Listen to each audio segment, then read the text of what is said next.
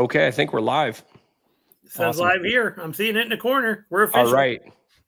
Hey, everybody. I want to introduce you to Jason at Jason Samko and Mr. Car Guy Online. We've got some fun topics to talk about today. I just want to share with you guys, if you haven't seen, I want to see if I can share. How do I do this? Allow window. Here we go. See if this works. All right. I want to show you guys Jason's page here. If you guys want to check out his YouTube channel, he's got a pretty sweet setup here.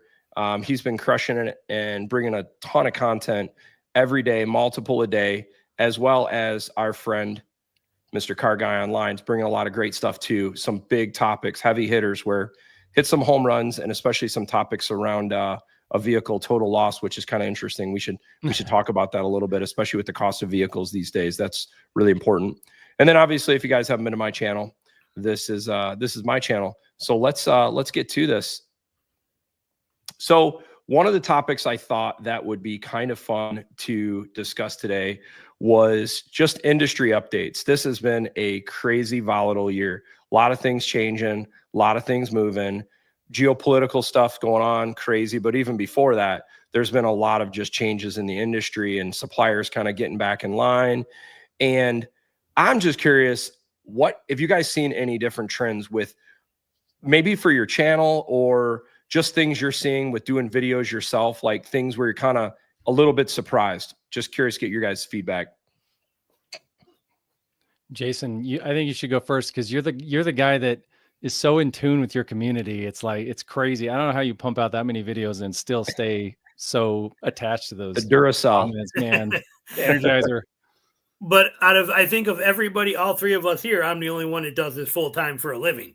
So This is all I do is content creation, which also means it impacts me tremendously because if views start going down, this is how I make a living with everything. So all that stuff, I have to pay attention to every analytic. I pay attention to all that kind of stuff. I love it when you get people in the comments telling me, well, you get more views if you did this. You get more views if you did this. Or it's like, you know what? I watch everything in such a microscopic level and pay attention to every little detail. If I'm doing something, I'm doing it for a reason. Because like I said, this is what pays the bills. The one thing I do notice happening trend wise in the industry right now that's really bothering me is just this the volatility. Man, there is nothing like, Barry, me and Barry, we've been friends for many, many years. We used to snowmobile out west all the time and go do all these kind of things. And we have always been into the truck stuff. And when we look back on those days, when we could buy a truck and you never had a question about durability. It didn't matter if it was Ford, didn't matter if it was Chevy, didn't matter what it was. I remember we go buy 15-year-old used Ford Super Duties, and we go buy these things with plans to lift them and do. Never had a concern. Now every single vehicle with a VIN number is a ticking time bomb that you do not know. And just about the time it proves itself to you when you get to about 40, 50,000 miles on it, you feel, hey, I got a good one. Then you could be just about done too. So there's the volatility in the car, in the truck world, the fact that manufacturers aren't standing behind them, the whole, our parts are on back order. We'll get to it when we get to it. We won't take care of you. They are contractually obligated to us when we spend $60,000, $80,000, $100,000 on a vehicle at astronomical percentage rates, plus the buy rate, sell rate, BS they charge us, and all the add-ons. And then for them to tell us, we'll get around to fixing it when we can. We're too busy making vehicles that need these parts right now. But we're sorry that your truck you use for business and for work went down, but here's a Prius to get you through for the next 4 months. These are problems. Yeah. For sure. Have you seen any changes on your channel? I know you've had a lot of success talking about the topic of tied into that with General Motors and some of the situation with the 6.2. And I know I've seen some pretty good viewership around this topic as well. You can tell from the sense of this, there are a lot of people concerned. And frustrated. I mean, some of these vehicles, if you get, upper end Escalades are $125,000. So I can totally understand that. I'm curious, one of the things I'm seeing is I'm in the middle of doing this full-size SUV series right now.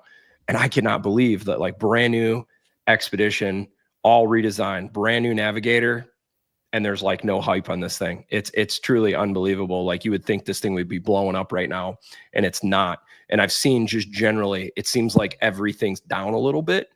And my mind is trying to go into, well, why would that be the case? And I think it comes back to this volatility. People are a little bit nervous maybe to spend money. Vehicles have already been expensive. And I don't know if you guys saw this or not the other day. I saw a link the other day talking about, there's a study, Jim Farley was talking about at Ford, where they've basically seen almost buyers on these premium vehicles like fall off a cliff. Like it's just dropped drastically and quickly. And I'm curious if you guys have heard this or seen this in your comments. I don't know, because this has been a solid market for the domestic OEMs for the past 15, 20 years. Yeah. I think that, well, Cox Automotive, I thought, had a report maybe last quarter, and they were talking about that specifically. They were saying that the high-end market is going to pull back this year. And I think there was all this pent up, just all these people with enough money to buy these vehicles, right? It's frustrating for most people that they can't afford them. And there was just this huge backlog of folks that could afford $100,000 truck. You know, they're retired, whatever, and they're just willing to blow the money. They're going to buy that in a camper or a boat, and they're going to go live the next 20 years, you know? And that's all kind of maybe drying up, or maybe there was a pull forward effect after COVID. So COVID, supply chain issues, nobody could buy anything. And then you have that backlog of people that have a bunch of money. Everybody buys everything. And now it's like, it's slowing down. But the manufacturers thought, whoa, we can build these $100,000 trucks and they're going to fly off the lots. Well, we'll just keep building the high end stuff, have huge profit margins. Then they still build the cheaper stuff. It's just, they always strip that something out of it. Like, Yep. You find a General Motors, like a GMC Sierra or a Silverado, right? You go to the Turbo Max, you're like, fine, you're already making a concession because it's a 4-cylinder turbo. But then, you know, for the $40,000 truck, it has like the worst screen, you know, like it just has no options. It's like a work truck basically. Yep. And then to get anything you really want in the truck, it's 50 and up, you know, for a half ton. So yeah, I think it's, I don't know what they're going to do. You know, we've talked about this offline about how much further can they reduce the pricing? Because we were almost to a point where it felt like 2017, 2019 again, where you could get invoice, you know, a couple months ago, you could get invoice, you could get the financing and the good deal. And that's what everybody was like kind of getting excited about, even though it was still 40, 50, 60 grand. Then now it feels like tariffs have just kind of stripped that away a little bit, and employee pricing stripped that away a little bit. So it's frustrating. That's is the perfect word. This has got to be the most frustrating time right now as a car buyer to buy a vehicle. If a lot of big channels, we talked about this, where you see a lot of topics and talking points of, 35% off, 30% off MSRP, these big headlines that we've been told are coming for a while now. Here it is, May 12th, and we've been hearing the same talking point for almost a year. 0% MSRP is doing, or manufacturers doing like 0% off. And in some cases, like the 2026 Ram 1500 just launched, and it actually went up. And that didn't go down, it actually went up. And so the frustrating part is it's already stripped, I think, the cost, like you said, is really expensive. And I tell you, the one thing I'm noticing is, if we went back to COVID time, if you guys remember at the beginning part of COVID, vehicle prices were high on new, but used car prices were like through the roof. So if you were in the spot where you wanted to upgrade, your delta for your vehicle has went up so much, it was less painful. We're seeing the opposite scenario right now.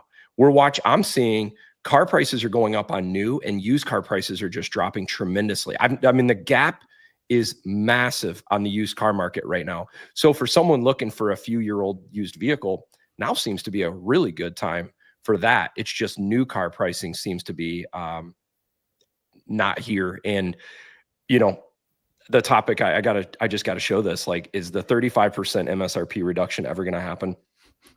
I know we all laugh about this. And look, unless the stock market crashes, unless you see the folks that are, so the wealthier, let's say they're like 30-year-old and older folks, that if the stock market crashes, everybody looks at their portfolio and they say, "Ooh, I'm going to hold off buying." That's the only time we're going to see a massive correction that everybody thinks is coming. We're not going to see 30% off. They would lose money. I agree. And that's the thing. I know that there's been lots of people talking about this topic of the peak truck is behind us. It kind of ties into, I don't think we're going to see the discounts because these manufacturers don't have enough margin built into it. The suppliers don't have enough margin. So they're building vehicle at traditional rates of profitability. And so if we saw 35% off, like you said, it would probably be like there's a company going under. I mean, I felt like we got really close to seeing heavily discounts from the dealerships like Mark Dodge around 20%, maybe 25%. But that was the dealership doing this. The car manufacturer did not offer any discounts. It was dealerships like Mark Dodge. So maybe this vehicle affordability is kind of done. And I don't know. It's frustrating because I get comments all the time where people are like, man, just make an affordable car. Why are they not making an affordable car? And it's like, well, they used to, and they realized they can go make let's see, what would have been an affordable General Motors, like a Malibu or Impala, and they could go make $1,000 on it, or then go sell an Escalator, Yukon Denali, and make $20,000 in profit. So you could sell 20 Malibus, or you could sell one Escalade and deal with one customer or 20 customers. It seems like they're really leaning into that. So I don't know. I feel people's comments, and it's really frustrating. I mean, on a positive note, look what Ram is bringing to the market for 2026 with this new Express lineup. I mean, lower cost level truck of what I think it starts at $40,000 or $44,000. 44 and then up to 48 for 4-wheel drive, I think. Yeah, I mean that's a step in the right direction. And Ram deals well. And Ram always has historically, offers good deals. And like you said, during that from 2017, 2019, and then, when the pandemic hit and all that stuff, and that market with those trucks, people like me, our guy's been driving at Sequoia for a long time, but he just bought that new Atlas, right? Was it Atlas? What one did you get? Yeah.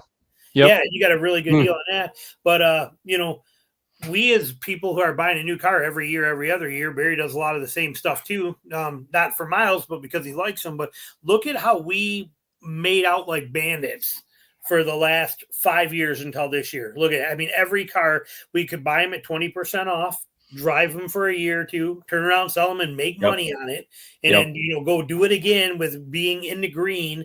All that stuff right now is, like you said, upside down weird. For sure. I got 20% off on my Gladiator. And right now, if I were to sell it, I'd still lose like 10 grand on it in 2 years. Wild, unbelievable. I mean, it's wild because like just 2 years ago, Ford Bronco Raptors were selling for $125 to $135 in the U.S. And now for 75 grand all day. Now they're bringing like 75 grand. I mean, it literally dropped $60,000 in like a year. So that one is tanked. I know Corvette C8s, even Z06s. I'm trying to think. Raptor, obviously, even F-150 Raptor. What is interesting to me is one of the dealerships I do some videos with locally here. I've watched their Super Duty inventory drop from like 85 Super Duties to 14. And what's wild is they're selling them, yes, but what's really happening is the manufacturer is not shipping them vehicles. So I think this is what we're really seeing right now is Ford is not, they're just cutting back on production. And I just heard an article the other day that I think it was General Motors, one of the plants they've basically shut. I don't know if it was Fort Wayne or one of them. And this is where I've sadly said, I don't think we're going to see big discounts. These manufacturers will just shut off production. Yeah. Why would they build anything at a loss? Exactly. And so they'll dial back production, and if there's less on the lots, it's funny how psychology changes. If you don't have as much, for the last 3 months, we've had options. You could go to any Ford lot, any GM lot, and there's just stock everywhere. If that dwindles a little bit, it creates this like FOMO, and people will overpay for stuff just like they did in COVID. They'll pay 10 grand more just because they see stock going down, so they know psychologically they can dial back the production and layoffs. I mean, Nissan just announced 20,000 more layoffs. They're just going to they'll lay people off before they're going to go after their board or their CEO or any of these, there's so many things they can pull from to keep their stock high and keep those margins high. Agreed. And operating costs lower. I think they also learned during the pandemic stuff too, when there were no cars on the lots and everybody was buying through allocation. They learned that they didn't have to do any discounts. They didn't have to offer any incentives. They knew that the less vehicles that were available, the more people were buying them as they were happening. And when you do the math on that, you think about that on a bigger term scale. They could literally shrink the footprint of the dealerships, shrink up the size of the parking lots they take, shrink up the floor plan fees, shrink up. They could really dial this whole entire thing down, and where we pay MSRP for everything and they're happy as can be. And they basically build them on demand for the most part. If things slow down, then, everybody's basically waiting 30 days for their vehicle to come through allocation. It's pretty scary when you think about all of the tests that happened during that pandemic that are being played, used, and thought about now. The way it works, it's pretty crazy. It's what's wild to me is that one of the car manufacturers is still doing this allocation thing, and I tell you, it drives me insane. Toyota. Yeah, I just I think they make some cool vehicles, and their history behind reliability is great. I love that. But man, I cannot get past the arrogance of the dealer experience with this brand. It makes me, I've never bought a Toyota. I'd be open to a Toyota. And I just drove one recently, and the people I was working with at the dealership were fairly decent. But I thought you guys would get a kick out of this. So there's another dealership, I won't mention their name, in the Metro Detroit area. I called up because they had a TRD Pro Sequoia that was showing up, and it was the white color, and I think that looks really slick. That's like my favorite trim of the Toyota TRD Pro. And I called them up and said, hey, and this is a trick I do, and I recommend everybody doing this. If you don't know someone at a dealership, go on Google, look up their reviews. If you don't see a decent recent history of Google reviews, and you see a bunch of comments specific tied to the selling experience and whatnot, man, find another dealer, number one. But if you do see a decent experience, find the salesperson's name you continue to keep seeing as a good name. That's the guy I'll call or girl I'll call at that dealership and ask for. So I call for this person, and this person says, hey, I think the vehicle's available. Let me find out. It's supposed to be coming in. He calls me back, says, yep, the person is not going to take it. It's available. I said, well, I'd just really like to see it. I haven't seen a white Sequoia TRD Pro yet. I've seen the mud bath. It's cool. Family's just not wanting that color. And this is what the guy told me. Well, if you're interested in seeing it, do you want to put a deposit down? And I'm like, I'm just kind of I'm catching my breath for a second. I'm like, put a deposit down to see the color of the vehicle. I'm like, nope, hard pass on that. I'm like, no, I just really want to see it. He goes, well, I get it, but it's refundable. You could get your money back. And I'm like, I get that, but I'm like, of the 50 plus vehicles I bought in my lifetime, I've never heard of a dealership telling me I need to put a deposit down to see a color. And that was an immediate turnoff for me. I'm like, dude, I would never buy from these guys if this is how they operate. And so that's a scenario right there where Toyota might make a really cool Sequoia. But if that was the first dealership I called and got that, I'd be like, yeah, I'm not dealing with this. But on top of that, you can't even order a Toyota right now. Toyota's still doing an allocation thing.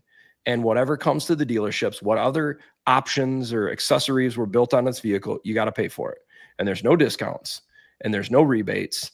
And it's wild to me because when you start looking at that and then you compare it to the other brands in the marketplace, man, I feel like you're paying a lot more to get a lot less, sadly, with what I'm seeing with the Toyota at the moment. And so I like the vehicle. I think the Sequoia looks sick, especially the TRD Pro. It's the only truck out there right now, or SUV, with Fox 2.5-inch shocks on it. I mean, some of the off-roadness of this thing is sick, but it's also probably one of the more expensive ones out there when you look at what you actually pay for it. So that's just something I've noticed lately, and it's a little bit frustrating. I see we're getting a bunch of comments, and I feel like we got to jump into this because it's such a big deal.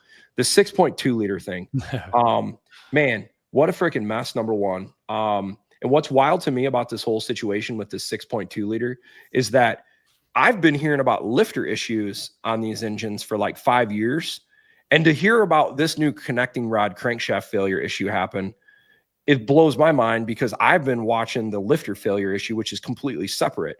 And I keep wondering if there's any correlation to these two issues.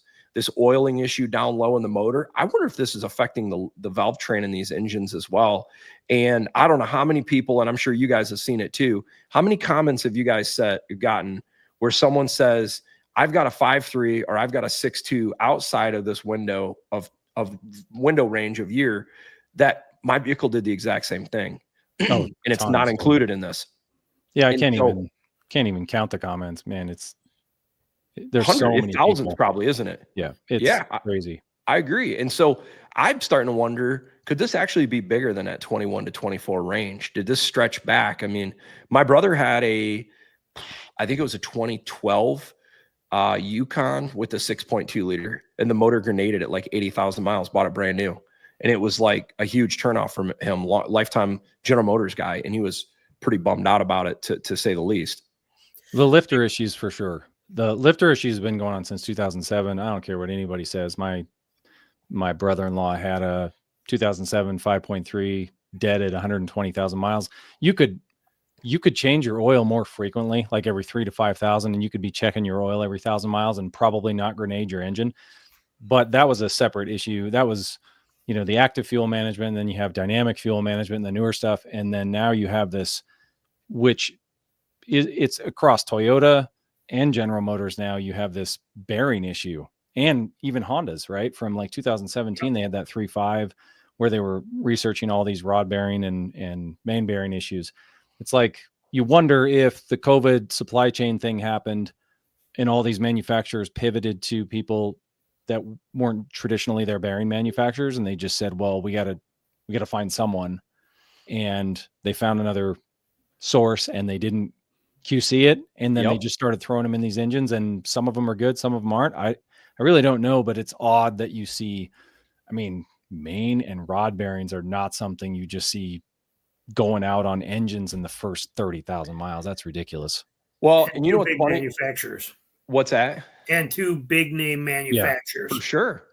Well, I found being in the automotive industry, if there's one thing I've experienced is typically it's more than one thing that combines to an issue.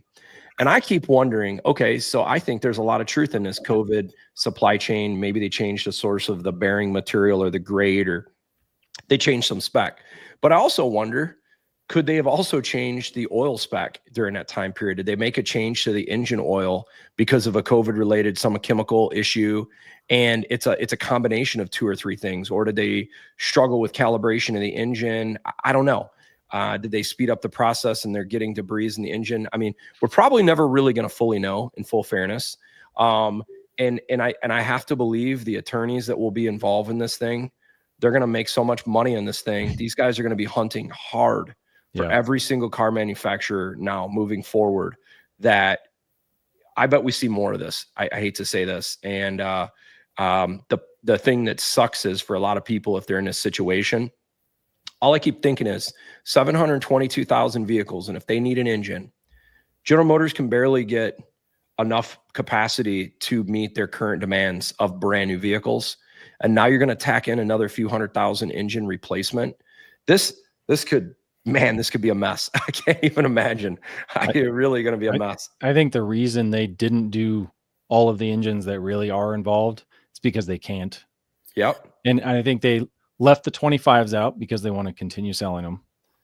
And that's what Toyota did the same thing with the Tundra. They left the hybrids out, and they left the 24s and 25s out of the recall. It's like, you can go in the Facebook groups and forums and see they're dying just the same. So there's no difference. I don't know if this is true or not, but this is what I heard about the hybrid. It's called Force Max, right? That's the motor. Force Max, yeah. iForce Max. Mm-hmm. I was told the reason the hybrid wasn't included in that recall is that if the engine catastrophically fails, say going through an intersection with the traditional propulsion, you could be stuck, potential accident. Whereas if you have the hybrid system, it has an alternative propulsion that if the engine fails, you potentially can get out of the intersection through the electric engine or the electric motor to move it. So what's funny is the people that really got screwed in this whole deal are the hybrid owners, in my opinion, because they're left high and dry with the exact same engine as the non-hybrid version, and they don't have the engine replacement. So I've always thought I'd like to see Toyota really step up and give these people some peace of mind, because it's not fair to them. You know, they're trying to get this efficient engine, and now they're not even getting that. So. And Jeremy, you know this well because you pay so much attention at Tundra. Has there been a lot of the iForce Max Tundras going down? There are, yeah. I mean, there's TRD Pros. There's all sorts of hybrids going down, but they usually get the short block rebuild, which they're not covering them with a full motor on there. No. Wow. Engine. Yep. And then with the Chevy with the 6.2 thing, you know, it's funny. I'm at night. I go to a lot of these dealerships at night. I'm walking around there doing videos and stuff there. And one of those Chevy dealerships I'm at a lot. I was up there at night doing it. The owner of the dealership came out. They talked to me. They're really good guys. Well, we had a conversation for about 45 minutes there, and he was telling me, and this was before the recall hit for GM or any of this stuff. You got to remember that GM is saying they're only talking about 3% of the 600,000. That's only 18,000 motors that they think they're going to have to replace. This guy is telling me that, you know, if you look at the field notes, there's 28,000 that were motor failures that happened already before they were even recalled. So we don't know if that number is legit or not. And that's what he was saying too. He's like, you know, this has always been my favorite engine. It's been my favorite truck. I've been a GM guy my whole life. And this has been great. But he's like, right now, our biggest problem is we get 4 or 5 of these trucks that we sold over the few years here, and they go down like this. We can't get a motor to put in them. This was before the recall. This was 6 months ago. Yeah. And there were enough 6.2s going down that GM can't make the motors for them. And these poor dealerships got to tell these guys, look, we got your truck. We could have this done in 2 days for you, but we can't get the motor yet. So that's what was a problem even before the recall with these 6.2s. And before that, and they still can't get valve bodies for the transmission. You've got, how do you produce, you know, you've got a fix for the valve body from a small company. You refuse help from the small company. You refuse to license it. You refuse to do anything to fix your valve body. They just, to me, it looks like they just want to get through warranty.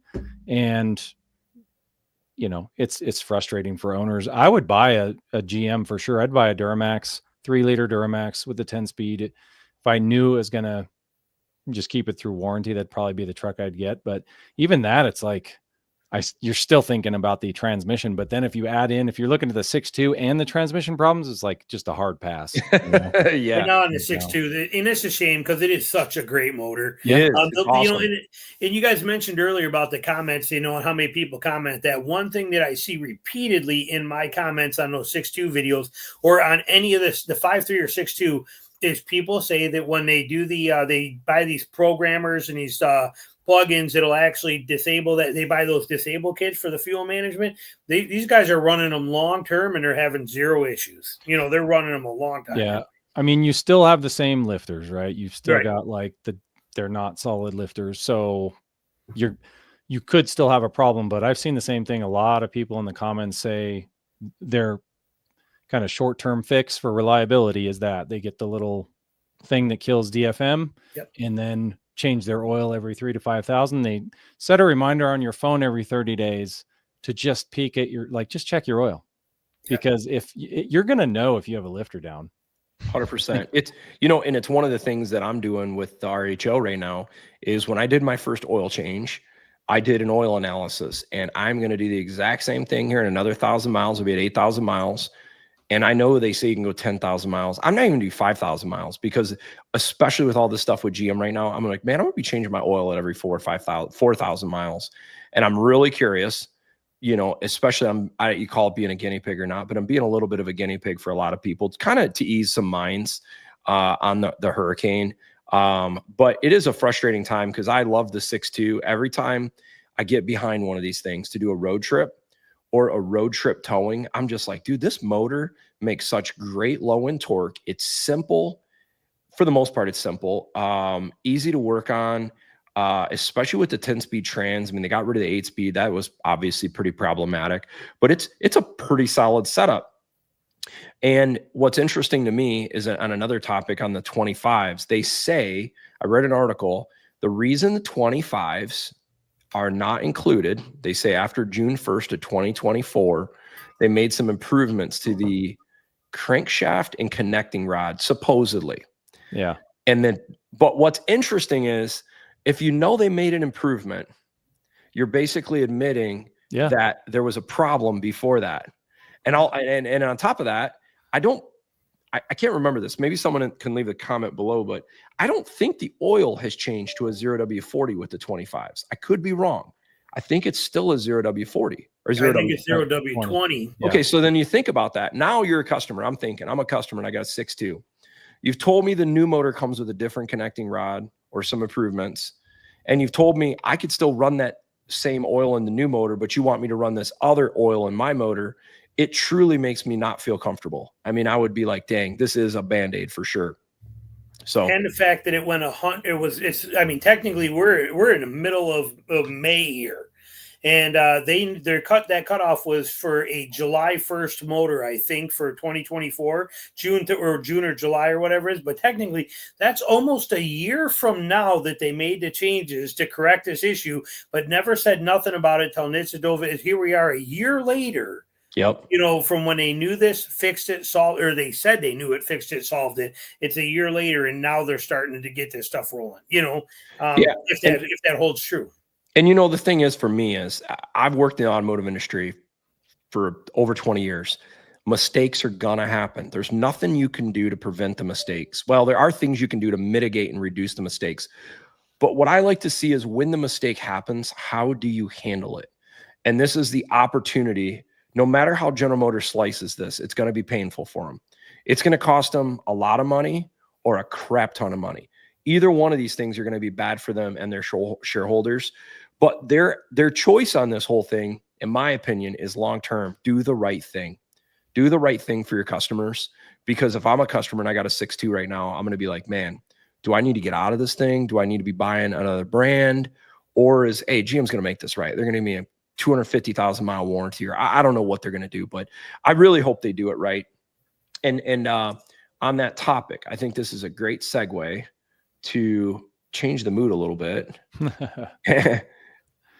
What can we be excited about for 2025? I'm just curious, what do you guys see as an exciting thing for 2025 in the automotive industry? Mm-hmm. I don't think I'm excited yet. I'm hopeful. I'm hopeful that a lot of these, I have all this hope and optimism that maybe all these issues came from supply chain. Maybe they're getting through them. Maybe Toyota, maybe GM, maybe all these things will be a 5-year bad blip on the radar, and then things will get better. And that's all I'm hopeful for, but I'm not excited yet because I haven't seen it yet. So I think we need to see at least short-term reliability come back, and then we'll see what long-term reliability looks like. I mean, the fact that we're only talking about short-term reliability issues is crazy, because that used to be like, oh, through warranty, nobody expected to have failures, really. Right. But yeah, so I'm hopeful that all these warts and things will just get worked out, and that's the supply chains. You can't use that excuse anymore. I mean, tariffs, they're probably going to try to use supply chain excuses again with tariffs, but it's not the same thing. It's not like COVID. So, yeah. I'm trying to think, what am I excited about? I would say I was pretty excited to see the refresh of the Expedition and Navigator. It's been a long time coming. I like this on the topic of General Motors. I think they've done a really good job ever since the Corvette of like updating their interiors and like making them like a lot nicer. Like for instance, like Jason's Colorado. I think that interior and the exterior and everything they did on the Colorado, I think is awesome. I think they knocked it out of the park. I like the Turbo Max motor. I think that motor's solid. The interior is good. The exterior is good. The value, especially when you compare it to the Tacoma, holy cow. I mean, that's a huge value. The one trend that I'm seeing more and more with a few brands, that everybody's got a different approach on this. And I'm not going to say what is right or wrong. And maybe it's just because this is what we do with our YouTube channel. So we really kind of get into these details.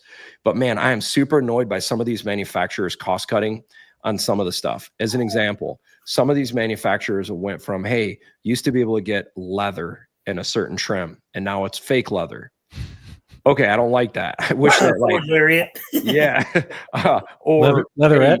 yeah, or you used to get projector LED headlights for the last 8 years, and now it's reflector LEDs. Or you used to get LED taillights, but now you get halogen taillights. That kind of like it really puts it in your face if when you're buying something, you're like, dang, my 8-year-old vehicle has this, now this new one does not. I don't know. But at the same time, one thing that I'm noticing is Ford and others are reducing the amount of complexity on trim levels and offerings. And I'm hoping by reducing some of this complexity, the quality goes up. You know, like Ford went on the Super Duty, they got rid of the Limited, and now they just have it Platinum, Platinum Plus. The Expedition used to have, oh my gosh, they used to have like XLT, Lariat, King Ranch, Limited. They used to have like 6 different versions. Now they really have like 3.5 basically.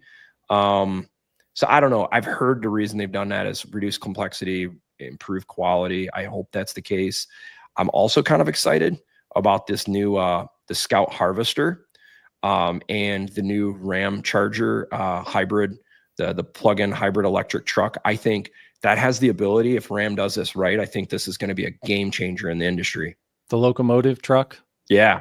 Yeah. The Edison, or I call it the Chevy Volt truck, because the Volt was really the first one out that did this game.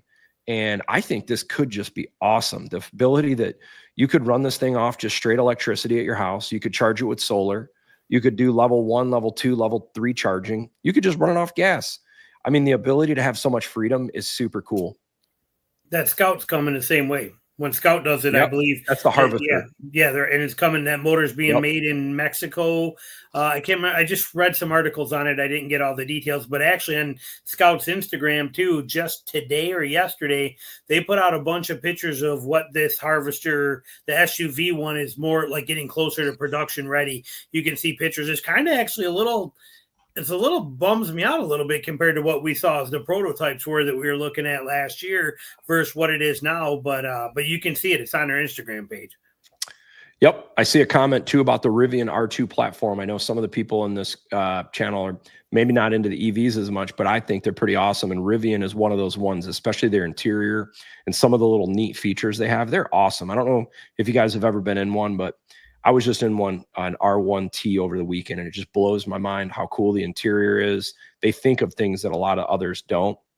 And this new R2 platform, from the pricing perspective, I think it could be a home run. Or once again, on the topic of EV, you know, we know the domestics are not giving people these $20,000 cars. Well, they were until the tariff, like with the Buicks, those things were the $25,000 cars, but they're built out of Korea or China or whatever. But this new $25,000 Tesla could be pretty interesting. I think that'll be a home run because, you know, there's a lot of people like Jason and I have talked in the past, like, man, when the Maverick came out, that was like a home run. Like $20,000, 41 mile per gallon city truck. Wow, that is awesome. It's like, it's hard to deny the value of that vehicle. And now that same truck is what, 35 grand? I mean, it's 30 grand base. Yeah, it's went up 50%. Oh, so we're calling the Maverick a truck now. Is that what we're doing? Okay, it's a Trar. The Trar. Or is it a Cruck? Actually, I have a funny picture of my Sequoia. I loaded soil bags in the back. It was like 1,200 pounds of soil in the back of it. And I was like, I wonder if it would even fit in a Maverick. I don't think it would, because it was like 8 feet of length, you know? Yeah, probably break the tailgate off. Yeah. You know, surprisingly, the Maverick in a lot of cases has more payload than an F-150. Mm-hmm. I've seen most of them have like 1,500 plus pounds of payload, which is pretty wild. Yeah, well, to get 1,500 pounds in that, I wonder how you'd have to have concrete, probably, right? Like something super dense. Something dense, right? Yeah, probably take up very little space. Yeah, rocks. Maybe you go to Landscaper and fill up the bed full of rocks. Yeah, something crazy. Yeah, or stack it 10 foot high and put a bunch of ratchet straps on it. And to blow the tires out. Yeah. Mm-hmm. Yep. I had another comment. Eric's blowing us up with some great comments here. So he believes that the Ram Charger is going to be the worst of both worlds. Expect terrible fuel efficiency, terrible electric range efficiency, mileage per kilowatt hour. It'll cost you an arm and long leg to fuel and charge it. And so that's not wrong, actually. And this is where if Ram doesn't nail this correctly, it will be terrible. And this is their when I did the math on this, they're claiming was 690 miles of range, right? Isn't it something like that? Yeah. 690 miles of range. And they said you can get 140, was it 140 or 145 miles of electric range?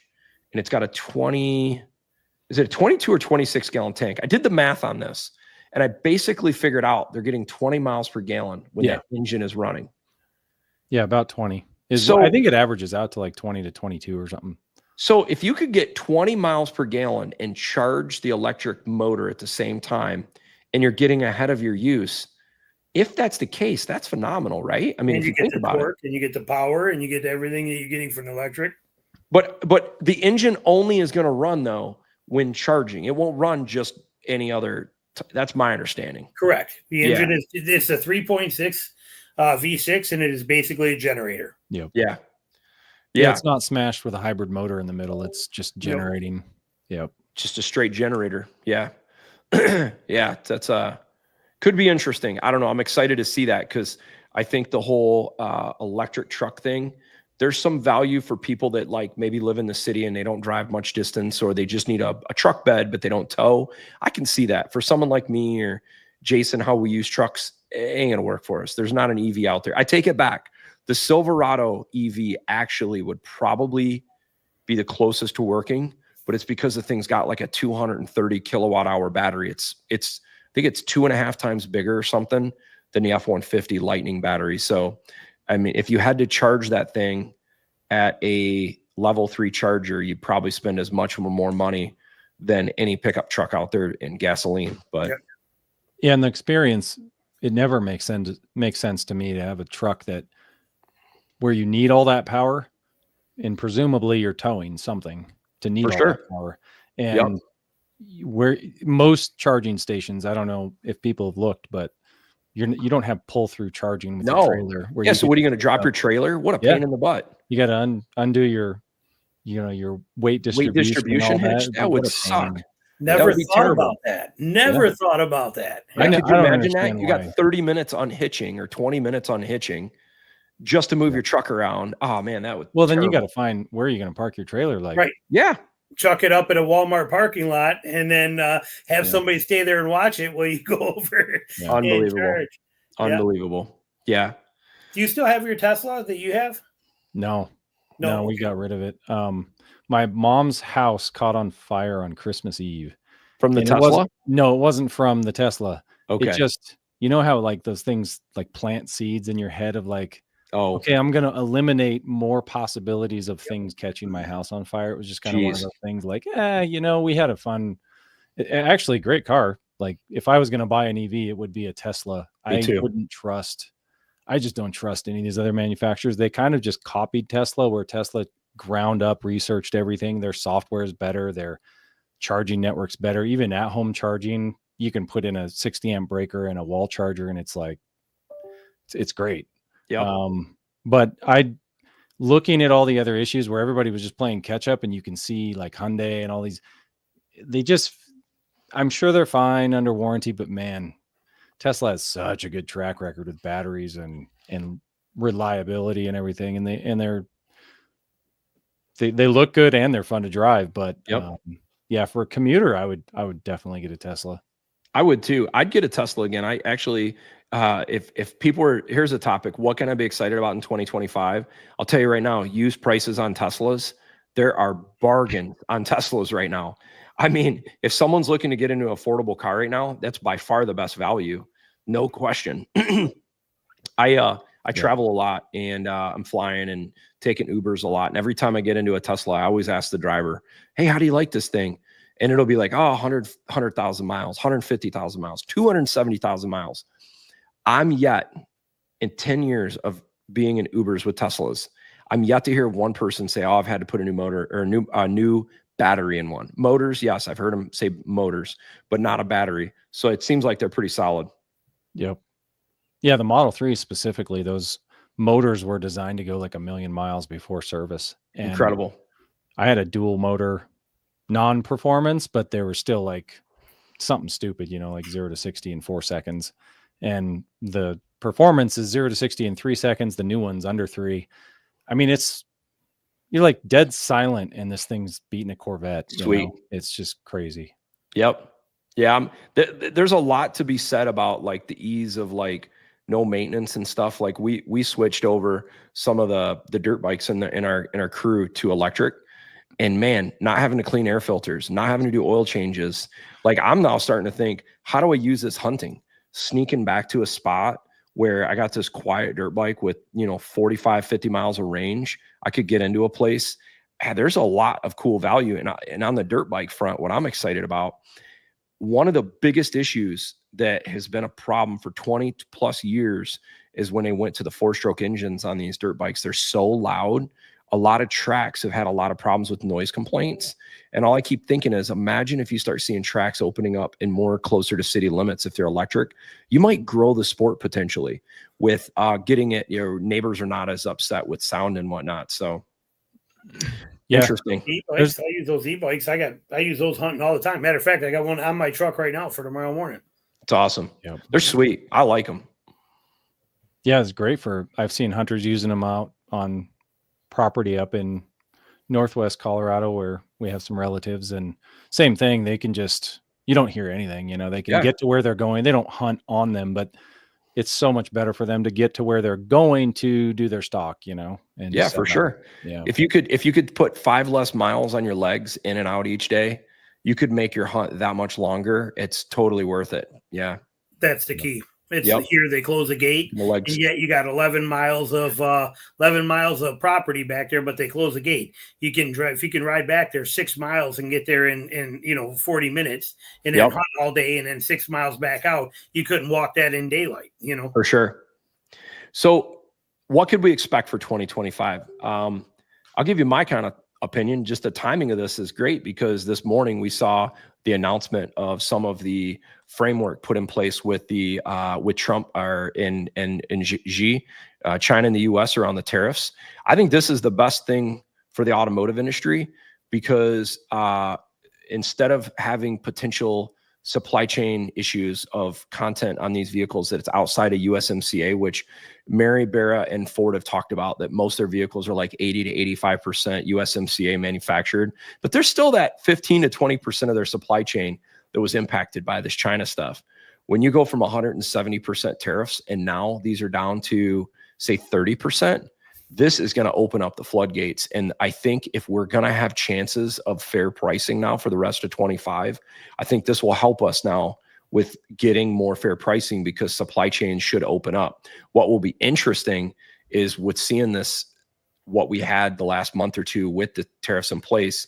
I'll be curious if there is like a little blip where there will be a hole in the market. I know they say the ports in like LA and some of these areas are kind of empty right now. So if you guys watching the channel here, if there's one comment I'd make is I would be surprised if we don't see the craziness in the ports that we saw 5 years ago or 4.5 years ago when you saw sea freight containers and big barges all outside of LA, thousands of them. I think we should expect that here in the next about month because this thing went from completely dead in these ports. Now everybody's going to try to jam this stuff right into the US. And so these ports are going to be congested and backed up. That's going to be kind of interesting to watch out. But I'm hoping this is going to now drop the prices on vehicles some. I don't know. We'll see. Yeah, we have the potential to see if there's not supply chain just disruptions on anybody, we have the potential to see lower prices, especially going into summer, because traditionally, and someone said this in the comments, there's probably a pull forward effect we already had because everybody feared tariffs. We're going to send the prices up, and they were worried about, just it was a good time to buy in the last 90 days. So a lot of people bought. There was maybe a pull forward effect, and now if it drops, they're going to have stock and fewer buyers. So it should be maybe back to what we saw a month or two ago before the employee pricing. Yep. I don't think it'll go much lower than what we were seeing before employee pricing, but that's still, for people looking at brand new cars, that's probably as good a deal as you're going to find. That's my opinion. You're going to see, like I did a video on an XLT Ford, it was a leftover 24. You're probably going to get 15 grand off of it and get a good interest rate. It's like getting more than that's going to take you hours, of negotiation. And 15 grand, that's actually pretty good for a Ford. I mean, most people don't have that. Was that a 24 or 25? It was a 24, and leftover. Yeah, it's like you got to always try to thread the needle. If it's a leftover with, 0 miles, there's all these different configurations too. Like sometimes they have an XLT with a 3.5 and the 302, it's like got FX4, and it kind of has a lot of upgraded packages. And then other times you see an XLT with a 2.7 and stripped down. So yep, you can't always go by the base label on the side of the truck, but and I feel like I can say for myself, and Jason knows this about me, I'm a deal shopper. I love trying to find the deal, but I don't have the bandwidth in life anymore to be constantly looking around. I just don't to go save an extra $1,000 or $2,000 on a vehicle. Sadly, I don't. But if you are that deal shopper, start hunting and start kind of getting a feel for the market inventory and try to, hit that bottom. But for the rest of us that you just kind of got to buy when you got to buy, I don't know. I thought this Ford employee pricing thing was going to be a good deal at first. I was like, this is awesome. But in a lot of cases, it didn't actually make sense. It actually wasn't better than some of the existing incentives. Where I saw it made sense was for people looking for, I think it was 24 Super Duties. 24 Super Duties got the employee discount, but I think it was 25s did not. So if you're someone wanting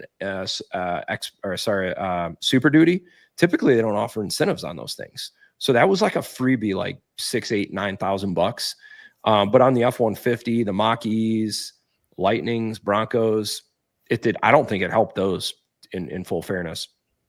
What it did is it put people in the doors. And once you walk in the doors of a dealership, the dealership owns you.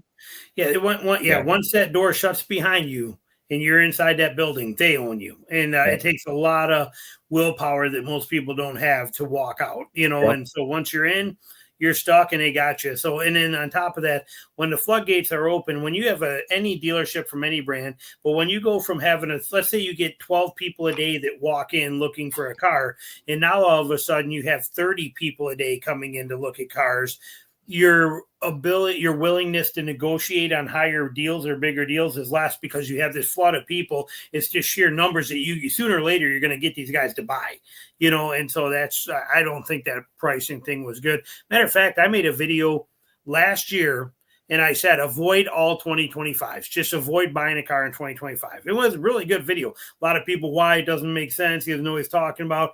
Here it is. We're in it. It's volatile as can be. We got more technical cost reduction from every brand than we've ever had in history hit all at one time.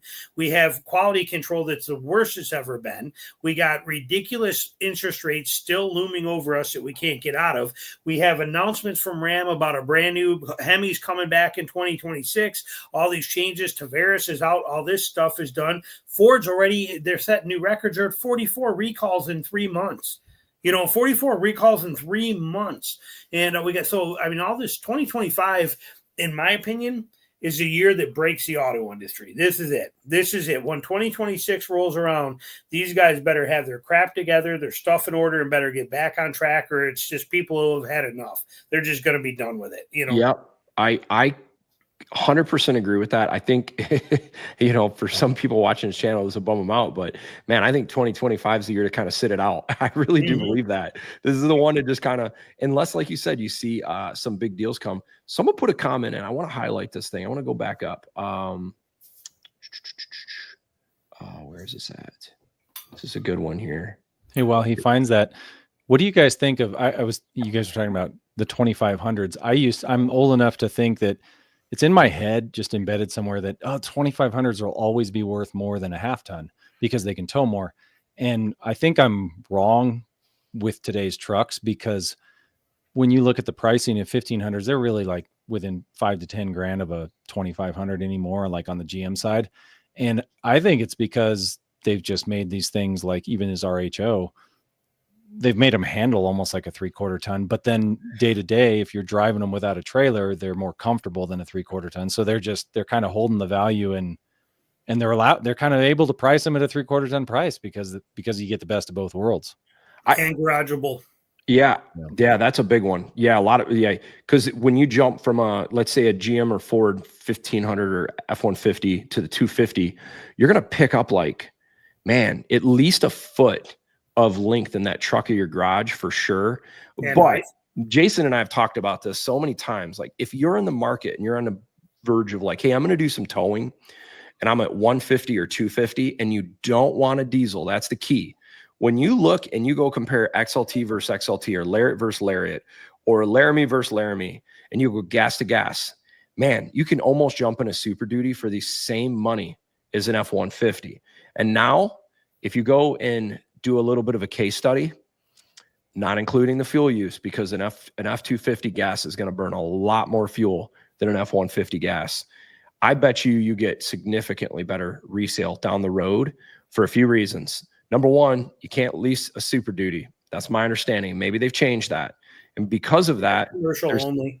Yeah, there's less of them out there, which helps resale. That's where leasing typically doesn't help the resale.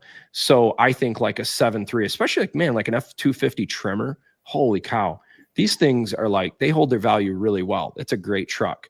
The GM HD, like if I was going to go buy a 2500 right now, I'd for sure, if I'm in the market to buy 1500 or 2500, I'm definitely buying a 2500 right now, because what 1500 engine do I trust that I want to tow with? I love the 3-liter diesel. It's awesome, but it chugs the duff. And I still would be a little worried about long-term versus that 6.6 GM HD. I think is solid.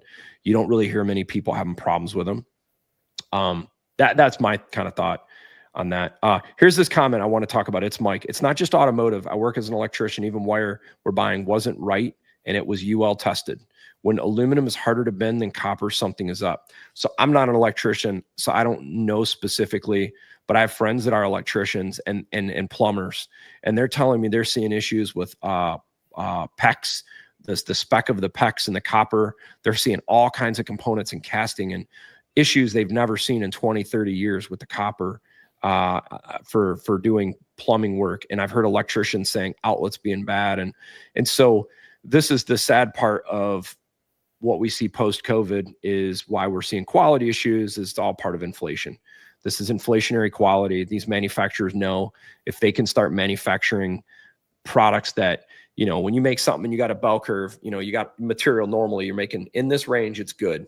But if you open this range up to this, and now you can accept product that's not as good, you can reduce your pricing. So this is where we start seeing quality issues. So sadly, this inflation has driven a lot of this quality. I'm convinced of it across all these industries in the United States.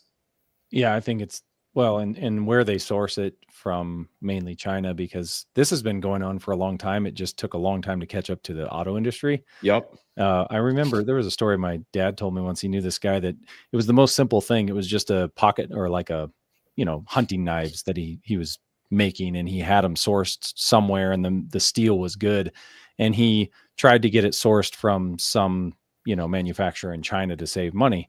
And they basically did, it's the same thing. It's like, it meets these specifications, and they sent it back to him to test it. And he said it checked all the boxes on paper, but when they tested it out, it didn't withstand any of the durability testing that they would normally do. So they knew it was just kind of it's a lie, you know, like they just say, here, we'll check all these boxes and here's your product. And it's good enough for 80% of people.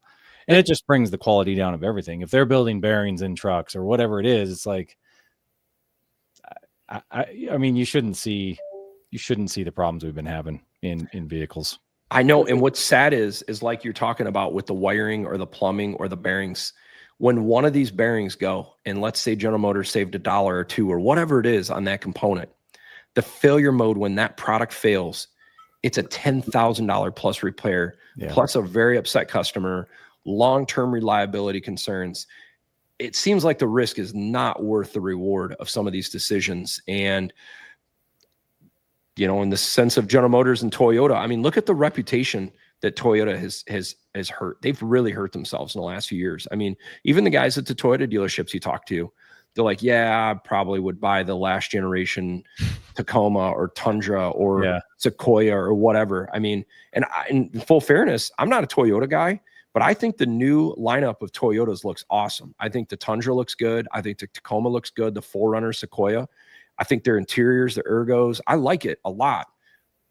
But you buy a Toyota for reliability, and I don't know if you got it right now, sadly. No, I think I still think they're a little bit better than the other man. I think they're better. Like if you just look at the overall vehicle, they're not going to have transmission valve body issues. Like usually their transmissions from Aisin are just bulletproof. And they've had more transmission problems on their newer vehicles, the TNGA platform, whether it's in the cars or the trucks.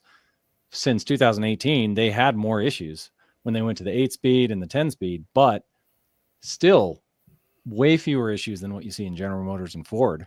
And yeah, it's just the resale value. What's crazy is people are buying them more than ever. The Tundra has back-to-back years now. I think it's sold better. It's sold better than any other year other than 2008. So it's like what I think people want, or is what it comes from inside. Like I want a reliable truck at this price, and I want long-term reliability, but I don't think that's what I think. They know what the market wants. They're selling more than I ever thought they would. And the reliability, all our videos and everything we've talked about didn't hurt them at all. It seemed to they just keep on chugging, and we'll see what happens down the road. If second and third hand buyers, that's where it's really going to kind of mushroom and blow up with the reliability. Yep. But as you just did a video too, you just got done saying in there on a Tacoma hybrid, replacing the transmission, the torque converter, and the hybrid module was $29,000. Yeah. On a Tacoma. Let that sink in, Barry. Oh, wow. Yeah. I mean, that's like totaling the vehicle at that point. That's correct. Insane. But the car guy had it, and he showed this guy's ad in a forum or on a Toyota forum and showed his receipt from the thing. And what you did. It was all under warranty, but yeah, but $29,000. Think about the second and third owner of that. Now, with that said, I will honestly say, with my lifestyle and what I do, if I was buying an SUV for myself, it would be a Wrangler. There's nothing else out there that's going to do where I want to be that I would buy. But that said, if I was buying any other SUV that I wanted to do a mix of off-road or just in general, honestly, I'm not going to lie. The next SUV on my list would be a 4Runner today, and I'd slap 35s on it, and I would love it. A new 4Runner is really nice. Do I think it's built as good as the old one? No. Do I think it's going to last near as long as the old one? No, not even at all. Would I be pissed at some of the rattles and the stupid stuff I got to deal with? Yes. But it's basically now it's an American truck, but I love it. I'd buy that 4Runner in a heartbeat, Yep. I know we were talking offline earlier about like why Toyota has been in the past known as reliability. It's because generally they made vehicles with, we'll call it 10 to 15% less power than their competitors. And so imagine if you can make an engine with less power, you put that much less stress to all the drivetrain components and everything. So you're going to have better survivability.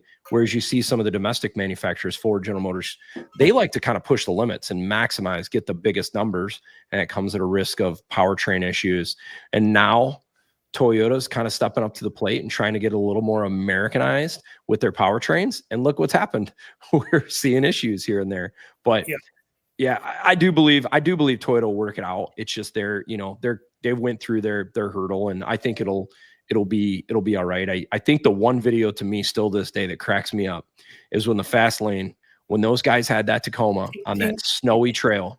Yeah. And was that a front differential or what was that failed? It was the ADL lock. Okay. So there's a spindle in there that connects that passenger wheel. Okay. And so you have that ADD that kicks in and it locks it. And it's like, they said it's a fused failure point. I'm like, well, no, but like you just drove too much torque to it and it broke the little spline in there. So what did they do though? Here's the question for you, because there's two issues there with Toyota. The two times they did this, how did they solve that so it would never happen again after that TFL one? Software. And then also, how did they solve the transmission and the manuals blowing the transmission apart? They couldn't solve that one because they said they couldn't do it there. So how did they solve the transmission blowing up and the ADL problem was both the same. They detuned the motor through the computer and reduced some of your horsepower and torque off startup to save the transmission, to save the AD, to save all that kind of stuff. So, it's just interesting that stuff that they do sometimes in there like that. Now, eventually we'll probably see a stronger transmission setup from Toyota, but when's that going to be, Well, I mean, here's the thing. If I'm a car buyer or a truck buyer, if they change the performance where if you lost fuel economy or 0 to 60 or any performance, if they made this change after the vehicle specs are out, man, they're setting themselves up for some problems down the road. I mean, that's what I worry about with this General Motors thing right now is if the fix is 0W40, I would be surprised if the EPA doesn't get involved or some really, I'll be surprised if there's not a recertification of fuel economy because they're going to have to understand what is the fuel economy impact.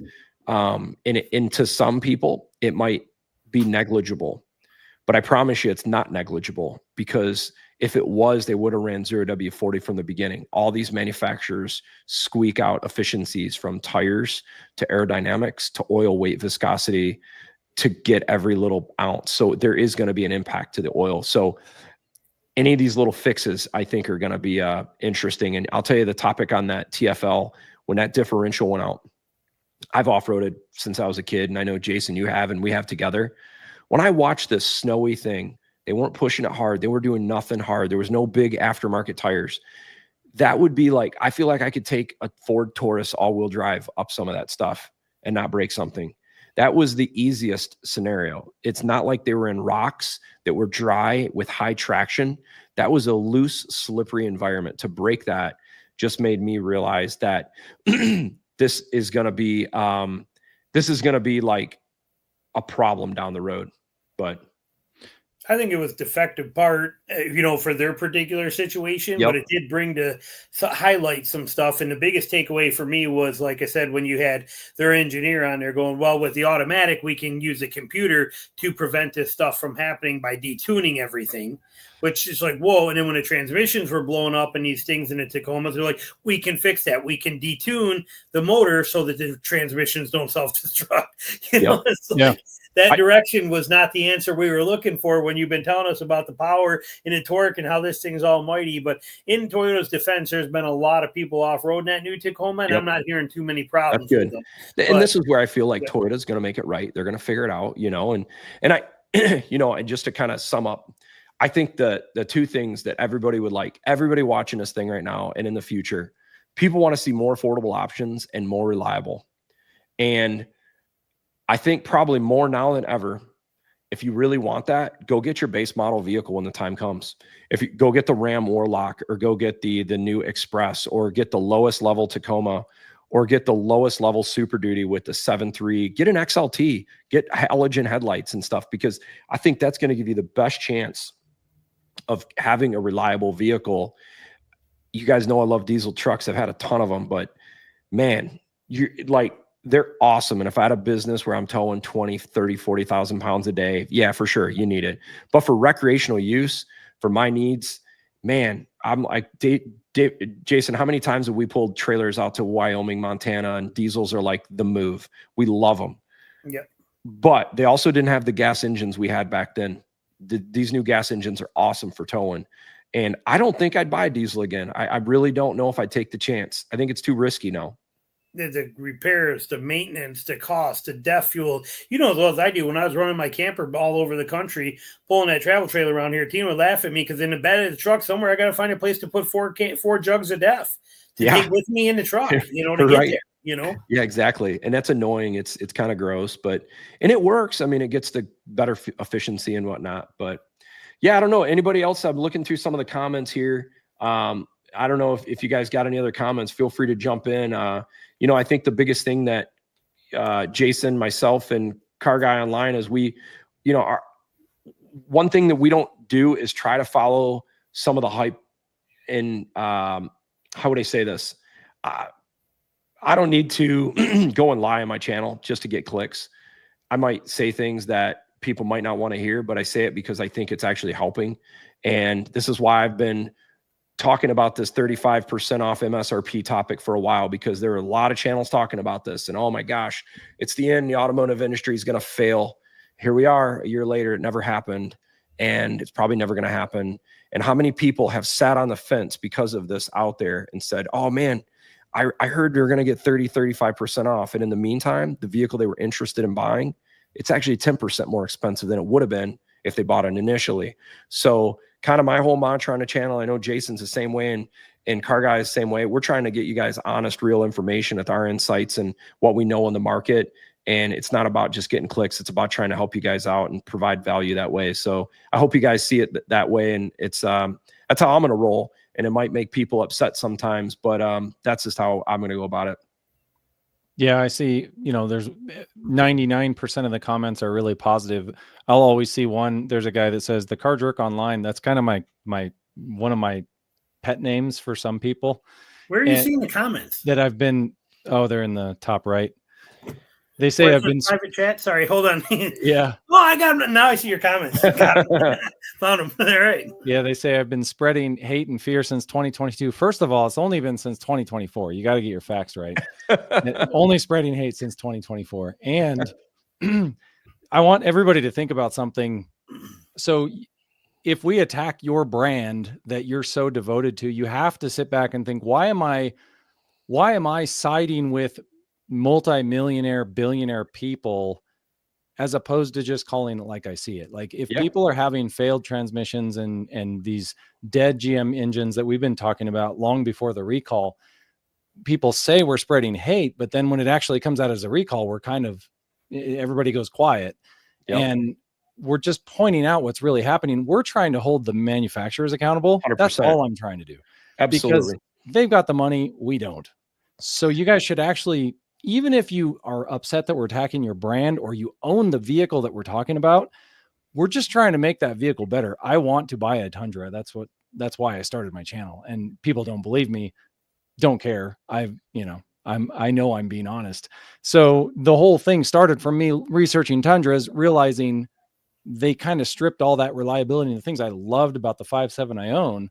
They kind of just took it away, I feel like. And they, I want them to get back to that. I think they can, but that's why we do it. It's like, we want better products for consumers. We're not just trying to rip on brands for clicks. And we rip on all of them. Every single brand out there.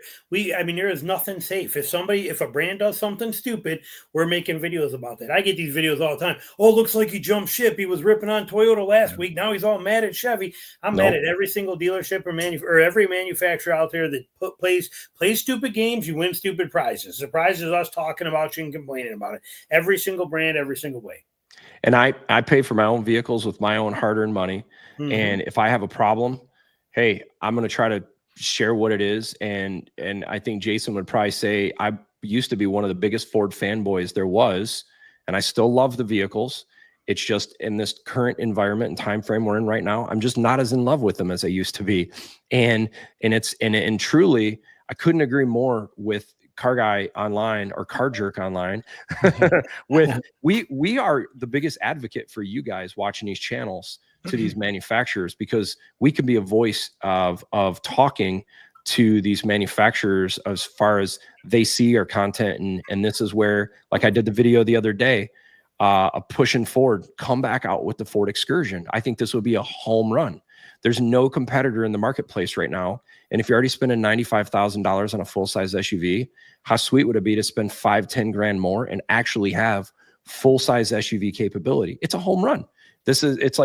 And so this is the opportunity. And here's something else I'd love to tell you guys to think about differently with dealerships. A lot of people don't like dealerships. I get it. And a lot of the reason you don't like dealerships is probably due to multiple, maybe sales professionals that were not doing things the right way, maybe dishonestly or incompetently, but it made a terrible experience for you. And because of that, you're like, dude, I can't wait for dealerships to go away and it be direct to customer. I'm going to tell you why that's terrible. When you get rid of the dealership franchise network, you lose that middleman, and now you're dealing direct with the manufacturer. Imagine if you're having that same problem with your vehicle, And now you're dealing with a massive corporation with 250,000 employees versus your local dealership down the street who's sponsoring your kids' soccer teams, baseball teams, whatever.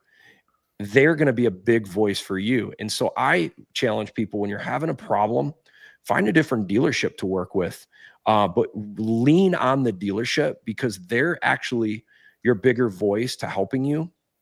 It's just a lot of people, I think, are afraid to do that, utilize that dealership. That's what the good dealerships are there. And I've seen some real good ones in the last year or so really come out. And I've seen a lot of terrible ones across the board. Just recently, one of the ones with the Toyota thing just blew my mind. And it's like, if I'm just a general person off the street and that's my experience with a Toyota, I'm like, screw these guys. I'm not buying a Toyota. I wish I could buy direct like a Tesla. But it's not all rosy with some of that stuff. And so that's why I definitely would tell you guys, with watching these videos, lean into your dealer if you're having a problem, and lean into us, and we'll try to help as well. And then I see a question, anything on the name, anything with the Hurricane in the name, the Hurricane. So the Hurricane engine, I'll tell you guys, I'm a guinea pig on this thing. And I truly do think this is a good engine. What I'm questioning is the electrical architecture and some of the other things. But I've yet to see an engine I've ever owned from any manufacturer that is so smooth when I start the engine up. Half the time, I don't even know if I turned it on or turned it off when I get out of the vehicle, because there's no vibration. And from a background in automotive, vibration is a killer of engines. And if this engine is that smooth and that well balanced, I got to believe it's a pretty decent engine, and it should be reliable if we look in the history of inline engines. But time will tell. I mean, this is where Stellantis has got to step up and make people feel comfortable with this. And I guess we'll see. I mean, who would have ever thought we'd see a four-cylinder 2.7 liter engine in a Silverado, the Turbo Max?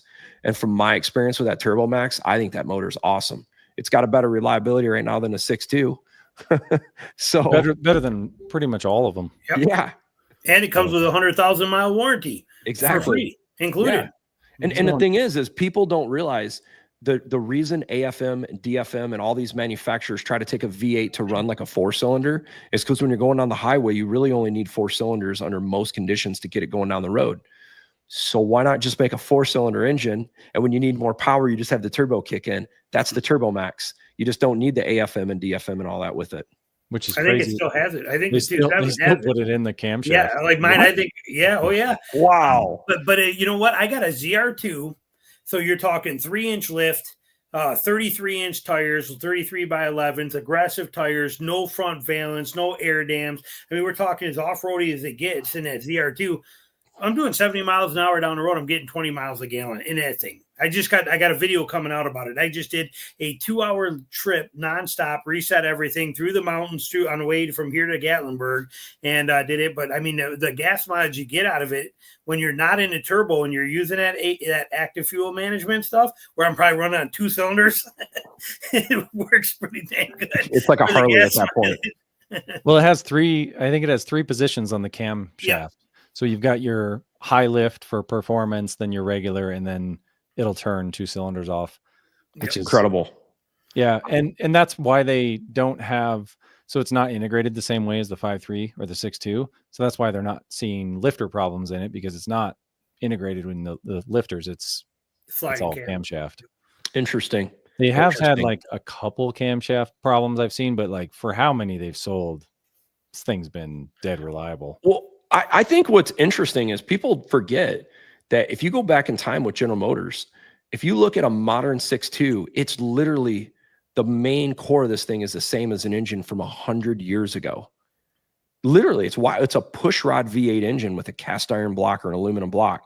Okay, yeah, they've added a high pressure fuel system and they've made some advancements of materials of connecting rods and some efficiency stuff around that. But this is not like where Ford went from a push rod engine to a dual overhead cam or a turboed engine. I mean, it is as basic as it can get. And I think this is why they were trying to make this new generation of the Gen 6 motors coming out in the next year and a half, is they pushed the limits of this motor so far to making it meet CAFE and EPA standards that now we're starting to deal with some of the issues we're seeing now. So I don't know. It's going to be interesting. Someone asked, what's the best midsize if you got 2 kids, I think Ryan asked that.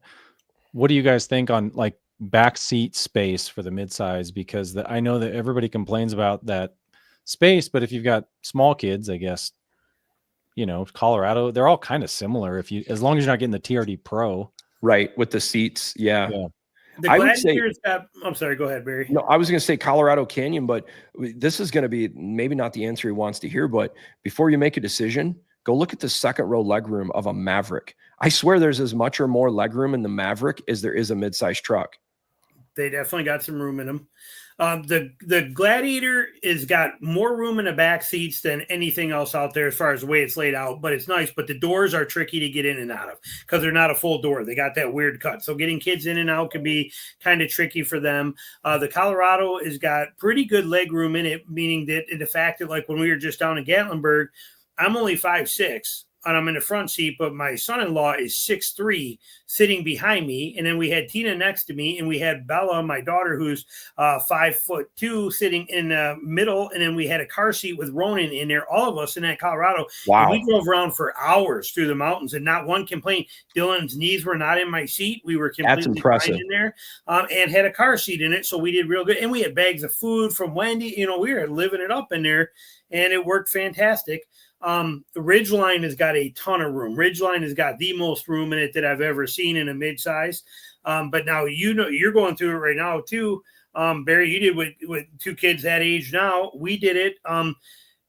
Realistically, mid-size truck, once your kids get middle school age, mid-size truck is going to be pretty complicated. You're going to want to start getting into full size for the room, for even just the kids coming in. Otherwise, you're stuffing backpacks in the bed all the time, things like that. You're not going to have the room where a full size does. Midsize is a really interesting truck. Like when the kids are in rear-facing car seats and they're turned around, a midsize truck to me is a non-starter. Or you are just jammed your car seat so far forward, it's really tough, especially with 2 kids. And then when kids go to front facing, now midsize works again. But then when kids get to, like Jason said, that 14 plus years old, midsize gets tough again. So it's like there's this window from like 3 to like 12. I feel like a midsize truck for 2 kids works really well. And especially, I've never been a big midsize truck fan, but I see the value of them because you live in the city or you live in tight corridors or you're off-roading in really tight environment. Holy cow. We were in Jamaica last year. We were doing this like mission trip kind of deal. And we had a Toyota Hilux there, and it was the work truck for building this house. And in this, you can't use a full-size truck in like the rural parts of Jamaica because it's just, they're too big, they're too wide, they won't go down the road. And I'm like, wow, this is going to be kind of interesting. We're going to beat the crap out of this Toyota and see what this thing could do. Man, we had ladders on this thing. We had 4 or 5 Milwaukee, what are the boxes? The you can, what are they called? Tool boxes. Yeah, the tool boxes. We had 4 or 5 sets of them. I bet we had 4 guys and easily 1,500 pounds of construction stuff in these trucks going through rural parts, beating the crap out of these trucks for a week straight. And I was so impressed by this midsize. I had a whole lot more respect for that truck after seeing what those trucks can do. And I see the value in a midsize now. I think they're awesome. Although those Hilux, aren't they built like oh, dude, it's like tanks, they're straight axles. Well, it's like the new Ford Ranger Super Duty that's being developed for like the Australia markets. They basically take this like pretty heavy duty frame, put super heavy duty axles under the rear, and then put like a smaller, like 3 liter or 2 liter diesel. But everything underneath these things is like beast mode. Yeah. Yep. What do you guys think of here? But someone else has. Oh, sorry, Jason, go ahead. I was just going to say, could you imagine if they brought some people are like, oh, I want to have that here. I want to have it here. And as soon as something like that showed up, and they found out it's got like 138 horsepower. They'd be like, no, I'm not driving this. Yep. I can't race at the streetlights. I'm not driving that. Right.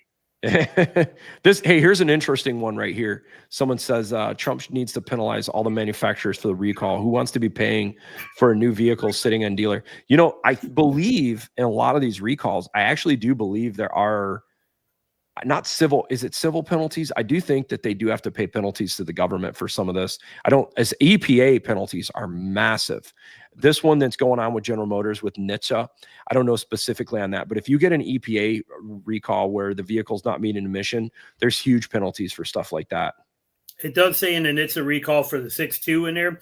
It says in there that it is recommended by NHTSA, says they recommend it. Nobody has to be down for more than, I thought it said 60 days or something. And it is vital that this recall is performed in a quick and timely manner to avoid there was some of this wording that was in that. And it's on one of the pages of that affidavits for this recall in there on there. I don't know how much value it carries, obviously, or what it's going to do. It just could be cute wording, but whoever that was that made that comment, I didn't see the name. I wasn't looking at it, but spot on it. This stuff has got to stop. And we've talked about that. Every one of us have talked about it in our videos too. Warranties, 3-year, 36,000 mile warranties is all we get today. I mean, come on, even 50,000 mile powertrain warranties. What a joke. Well, and this is what I talked about in a video recently, talking about the most frustrating time to be a car buyer is truly if we all want what we want, which is more affordable vehicles and more reliable. There's only one way to fix this. It's more competition, not less. And so if we want vehicles to be more efficient, more affordable, we need more companies coming into the market to give us these options. Like people say, it's a shame we don't have the Hilux in the United States. Why do we not have the Hilux? Because Toyota knows it would sabotage their Tacoma and Tundra sales, and they've already got those two markets set up. So why go and take from that? So what you need is another player coming to the market that's not established today. That's what we really need. And that's what I'm excited about with if you guys saw and heard about this Slate. Have you guys heard about Slate by chance? Mm-hmm. Dude, this is a game changer. I mean, it's an EV, and I know some people it doesn't work, but the philosophy around what they're trying to bring to the market with this base model truck that starts at 20 grand, roll up windows and super basic.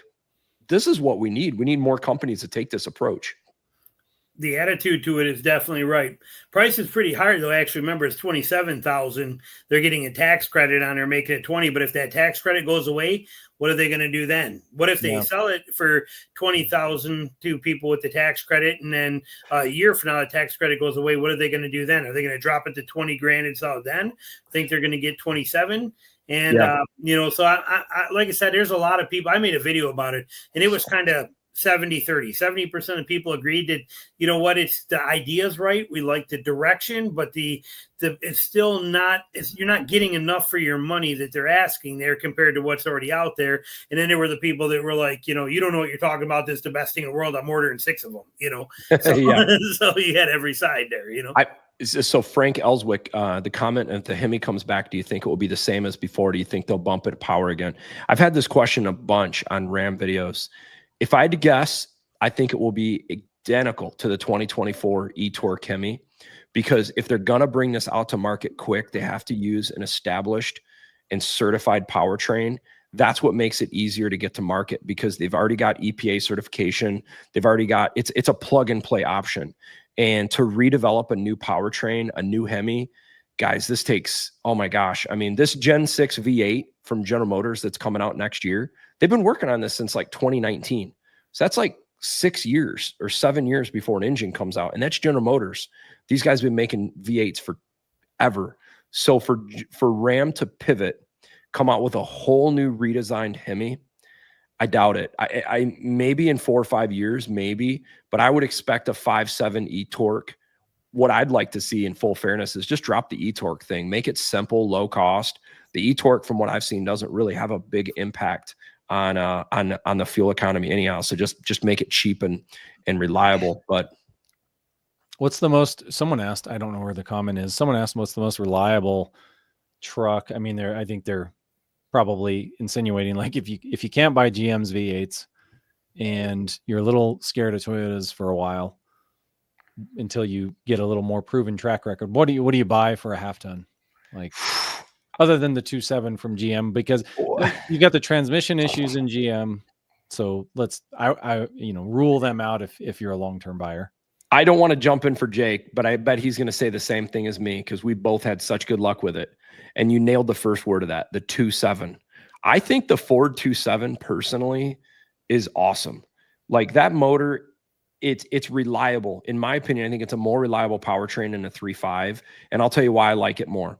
Number one, the fuel economy of the 2.7 over the 3.5. If you're not towing like above 8,000 pounds all the time, where you really need that 3.5, the fuel economy savings from a 2.7 to 3.5, especially highway driving, could be 3 to 5 miles per gallon. I've seen, number one. That's a lot. Imagine that over 100,000 miles. You could save 5-10 grand just in fuel. Secondly, this is something I've really liked about the 2.7. When they designed the 2.7, it was the second generation EcoBoost technology. They called it the Nano. This was the code name when they developed it. And I worked with Ford Powertrain at this time frame as a customer. When they developed this engine, they focused on lightweight and like efficiency. And what they did is they got rid of the manifold off of the turbo that connects to the engine. So imagine a 3.5, or most cars, you have a manifold and then an exhaust, or a manifold and then a turbo. Those manifolds fail on the 3.5s. They break bolts and they leak, and it's an expensive repair to do that. There's no manifold to fail on the turbo mounts directly to the head. So you reduce that one variable. You don't typically hear of cam phasers issues or timing chain issues with the 2.7s. And then someone says, well, man, I don't want to replace a turbo. Last time I checked, a 2.7 replacement turbo was like $485. And I've talked to a lot of guys that are in sales, putting on a 200 to 300,000 miles on these 2.7s, and they're maybe going through one turbo and 250 to 300,000 miles. And from what I've seen, literally pop the wheel off one side of inner fender liner, and you can replace a turbo on one side of these engines. It's not that hard. So for me, I'm a big fan of that Ford 2.7 for performance and fuel economy and reliability. I think that's a good one. I think the old Toyota, like you used to have, the old, was it the 5.7 that was in like the 4th gen, I think? That motor was like, seemed like rock solid. The only downside I ever saw in that is it just fuel economy was less, but man, that motor is reliable. All the V8s that are out today, I don't have the warm and fuzzy with them. I hate to say it. None of the V8s that are out right now make me want to go and I take that back. Maybe a GM 6.6 heavy duty V8, that one, but not any of the other ones. The Ford 5.0, awesome power. I think it's great. And it seems like they've got things locked in pretty good with this new generation. But I also am not a fan of that oil pump. It's the oil. They run the instead of an oil gear, it's a wet belt design. And I know 7 has that though. Yeah, 2.7 does too now. Oh, that's true. Dang it. That kind of, I've never heard of someone fail that. So maybe I need to consider the 5.0, because I've never heard of that belt failing on a 2.7. Yeah, there was someone that had one fail at 120, 140,000, but that sucks. It looked like they didn't do good oil changes on it though. To See, me, that's the key. 4 to 5 grand, 4 to 5 grand to replace it. That's a lot. See, I mean, and when you calculate that into your analysis of cost of ownership, when you got to do a timing chain on a first generation 3-liter diesel or an oil belt at 125,000, and you got $4,000 or $5,000 repairs, hey, don't be so hard on a 3.5 at that point where you got to do cam phasers at 125,000 miles. Right. I'm convinced every one of these motors out right now have a $4,000 or $5,000 Achilles heel. Set 4 to 5 grand aside at some point on every one of these engines, or just don't run them that long.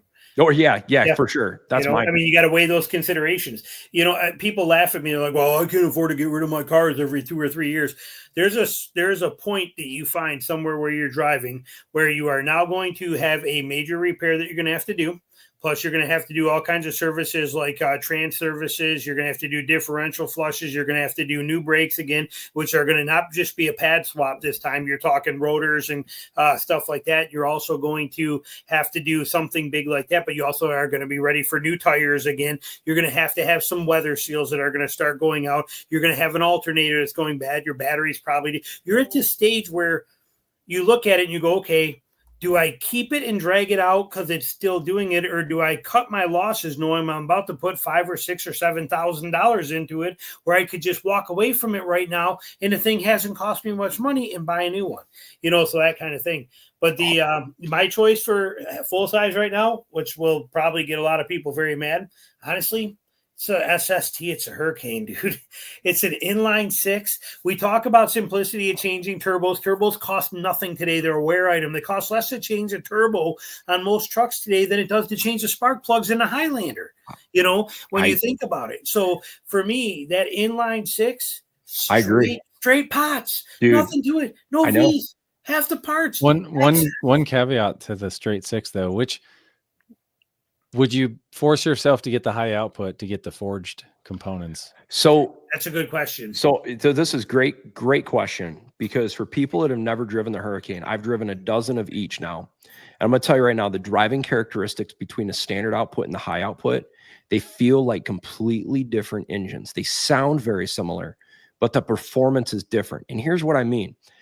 In most your day-to-day livability, I actually think, even though I own a high output, I actually think the livability of the standard output I actually like a little bit more, because they put smaller turbos, lighter weight pistons, and the thing builds boost a little quicker. And I found under 2,500 RPMs, I like the standard output a little bit more. And I think I've proven this on videos, standard output gets you better fuel economy. But if you're a performance guy and you're like really pushing the limits, when you get above 2,700 RPMs, the high output feels substantially stronger. It's hard to explain. You can feel the small turbos and the standard output kind of sign off. And if you've driven the EcoBoost, you know this feeling. The 3.5 EcoBoost has this like around 4,500 RPMs. You start feeling it kind of fall on its face. The high output, it writes a red line. This thing's an animal. So if I was looking for long-term longevity, I actually think I like the high output more, because the forged internals, the heavier duty fuel pressure system, the bigger turbos, the higher cooling. There's a lot of little things, and I'm actually going to be doing a video with a company called Modern Extreme Muscle. These guys got an awesome YouTube channel and Instagram where these guys tore both the standard output and high output apart. And I was shocked to see some of the differences internally on the high output. The other thing I like about the high output, and I know you guys are like, oh, you're being biased because you got an RHO. No, I truly, if I wish that they offered an RHO with the standard output, I might even consider that, in full fairness. I think because it's an awesome engine. But what they're doing with JB4 and like these Barger tuning and stuff, these guys are literally putting out 600 horse at the wheels with a piggyback tune. They're putting out more horsepower at the wheels than a TRX and a Raptor R. It's insane. I mean, when they get more tuning, I don't think it'll be out of question. People are going to be making 1,000 horsepower with these things. I'm convinced of it, because the Hemi or the Ram has had the ZF 8-speed trans, which everybody agrees it's the best transmission for reliability and performance. And so you got a good trans, a Dana 60 rear axle. Like Jason said, I'm a big fan of the Hurricane right now. It's the most impressive powertrain in the half ton right now. It's just not going to get you the best fuel economy. Yep. Yeah. Now, here's a question for you guys on that Hurricane, because it comes up in every comment. But you own one, Barry. And actually, we'll just put it this way. If any of your cars, when's the last time, other than when you're changing your oil, you actually use a dipstick to check your oil? Yeah. So 100%. Through the middle of my interval, I never just go and pop the hood and just check the oil. I don't. I really don't. I have no problem with the digital gauge. With that being said, the oil change process, I think this next oil change, I'm going to do it myself, because I specifically want to go through the heartaches that I hear about people complaining. And I personally have friends that are having issues where the oil light is saying it's over full, drain the oil. That's super annoying. This has to be serviceable. And if they make this difficult without the dipstick, I think that's a huge turnoff for truck owners. With that being said, and I talked about this in another video, I don't have a problem not having a dipstick, because I've had a few trucks where dipstick tubes have broken off the side of the engine. And when that happens, it's a monster job. You're dropping the oil pan. And if you can't get into the dropping the oil pan, you're pulling the motor up. It just sucks. And so the fact that it doesn't have a dipstick tube, I don't have a problem with, as long as it's reliable. That's the key. Yep. If it's not reliable, dude, screw the sensor. That's terrible. What about you, car guy? Well, in your Sequoia, you got some miles on there. Do you check the oil on it regularly or no? Yeah, sometimes. It's not as often because I've had it for so long. There's no collapsible lifters. There's nothing. The only way that thing is going to burn oil is around the piston rings. So, or if something catastrophically fails, and I'll check it, and then I measure my oil when I change the oil. So I'll just measure it out and see how much I'm burning between, 5,000 mile oil change. And I'm running 0W20 in that. I should probably be 0W30, but I mean, I scoped the cylinders on one of my videos and I'm like, yeah, there's a little bit of wear, but it's got like 235,000 miles on it. Jeez. Thing just like every time, you get in that car and you turn my daughter's driving it right now. She hates it. She's driving it because of her Camry, got wrecked, and that's the car. I tell her, oh, you got to drive old Bessie, and she hates it. But I know that if someone hits her going 100 miles in that, she's going to be like, what was that? What was that behind me? That just hit a squirrel. Yeah. That's funny. A lot of times oil, I believe having bad air filter can also impact your cylinder. Dirt gets past your air filter and that can start damaging your cylinders too. So yeah, there's so many.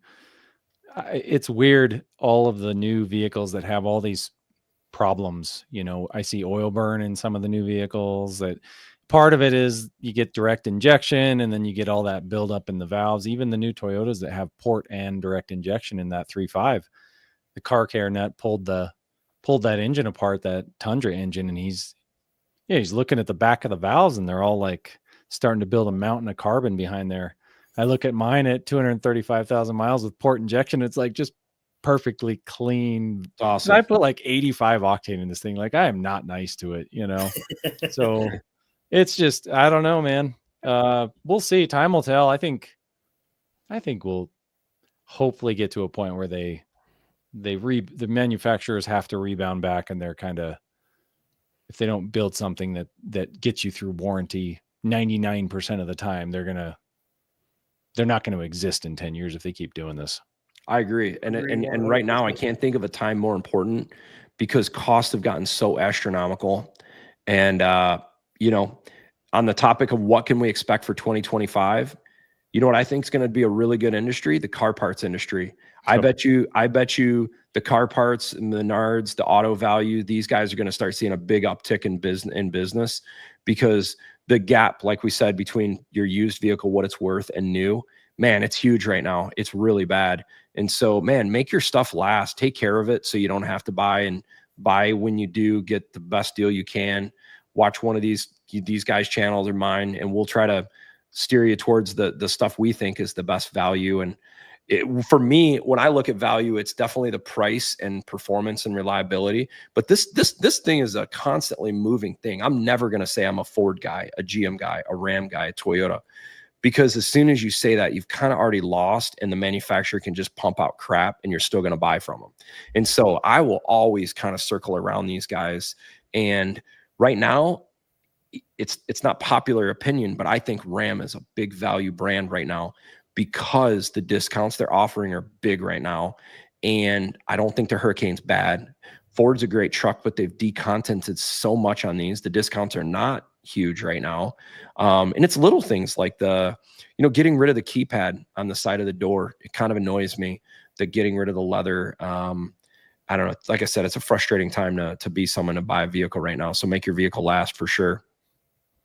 Yeah, do you get comments? I just saw Steven Peterson's comment come in about, there's been it's more conspiracy, Uncle Tony's Garage did stuff like this too, where it's like conspiracy theory stuff of they're building all of this stuff with very short reliability so that they can then kind of jam EVs down our throat and say, look, EVs are more reliable.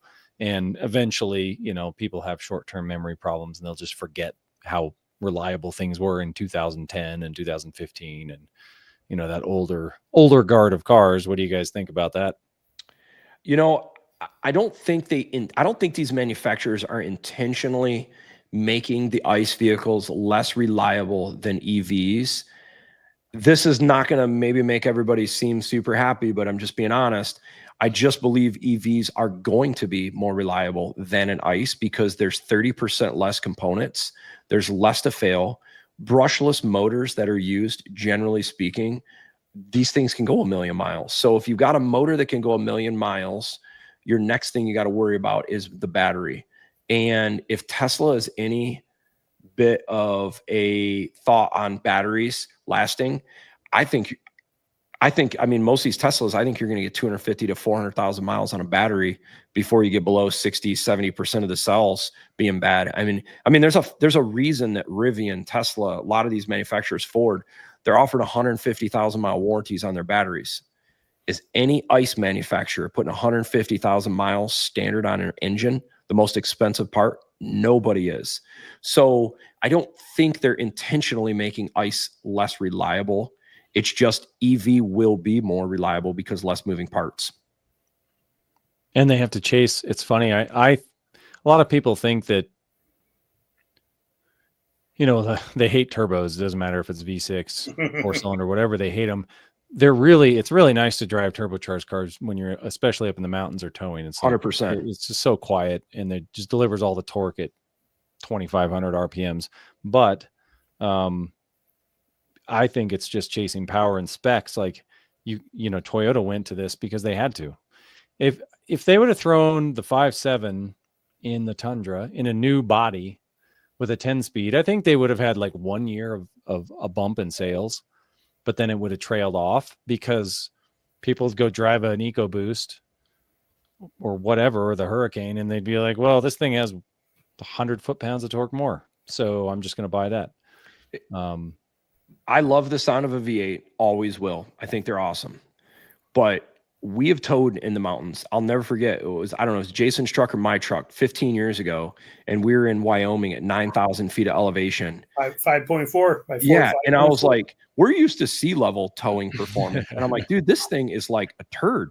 We're like fourth gear going up a hill right now. Getting 4 miles per gallon. Yeah, it's like this thing's got no performance. So like living out west in elevation, man, a boosted engine, boosted diesel all day long.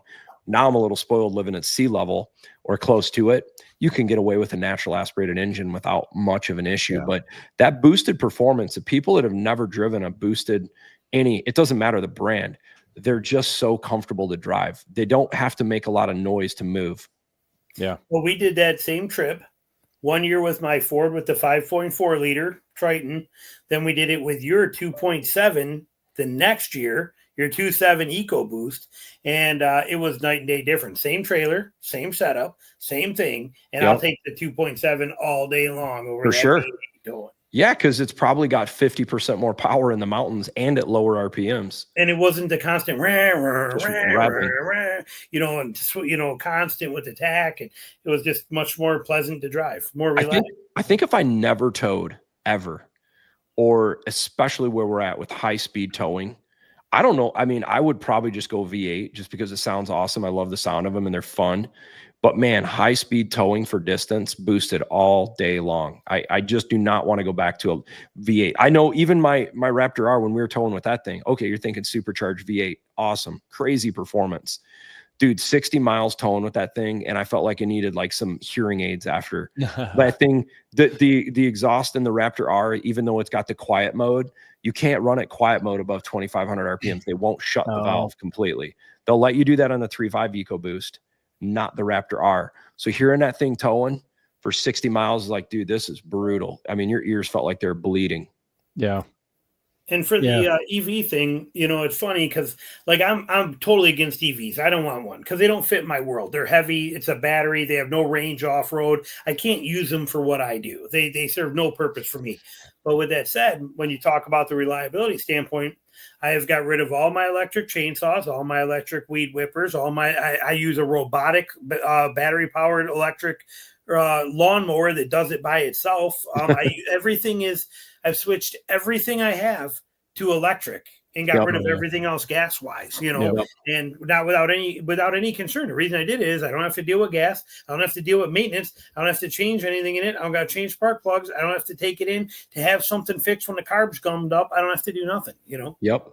A lot of those small engines, I think, are incredible to performance. Especially like if you just need a small handheld like leaf blower, the electric ones are awesome. Like I did just recently buy a Red Max new leaf backpack blower, and I looked at electric, and to get an electric one to put out the CFM of that, there really wasn't one for a backpack. But for handhelds, man, it'd be really hard to go get a handheld gas blower at this point. The electric ones are just incredible. I used an electric chainsaw first time over the weekend. They work like a champ, don't they? Oh my gosh, that was awesome. It was quiet at night. And I'm like, you're not like firing up this 2-stroke, waking up neighbors like I'm cutting wood in the dark. It was awesome. Yep. Yeah, man. Going back to towing with a V8, I still tow with a V8, but it's interesting when you stress an engine up. That's why TFL does these like gauntlet tests. Just going out of Denver, we head up Floyd Hill and you're just uphill for like an hour. And I'm always amazed. I'll be towing my boat or whatever. And I'm in, this old Sequoia with kids and just loaded up. It's stressed, but it's just going to go. It's going to do like 55 and that's it. And then I'll see a brand new F-350 pulled over, overheating, pulling a camper, like I see these $80,000 trucks pulled over because it's like, did they test them on like day after day after day at high elevation under stress? And that's the only thing. It's like they run great. But I had an EcoBoost. I had a 2017 EcoBoost and same thing, a 3.5 in a Expedition. And that thing was awesome towing a 30-foot RV until it wasn't. It was like halfway up Ike Gauntlet. And then I was getting all the messages on the dash, the head's overheating. Jeez. And it basically just limits your speed to like 40 miles an hour. So if you got in the boost for more than like, if I got in the boost and went like above 65, maybe 60, 65, it would just immediately overheat. And that was kind of they had to upgrade the intercooler size and all this stuff, but it's like they could do it. They just tend to have all these little quirks with them. And what's tough is, the one thing I've heard in automotive industry, like Ford is an example. They try to please every customer. So like you see as an example, like if you look at them as a brand where they offer like so many engines or so many trim levels or just the drive modes, like the drive modes, I think are a home run because you can really tailor in what you're doing for that scenario. But the reason I bring this up is your scenario going up Ike Gauntlet. I think the Ike Gauntlet is the ultimate test for showing reliability towing. With that being said, how many people go up the Ike Gauntlet of people towing? Yeah. Think about it. Not enough for them to worry about. I mean, I'm 43 and I've never went up the Ike Gauntlet and I tow 5,000 miles a year.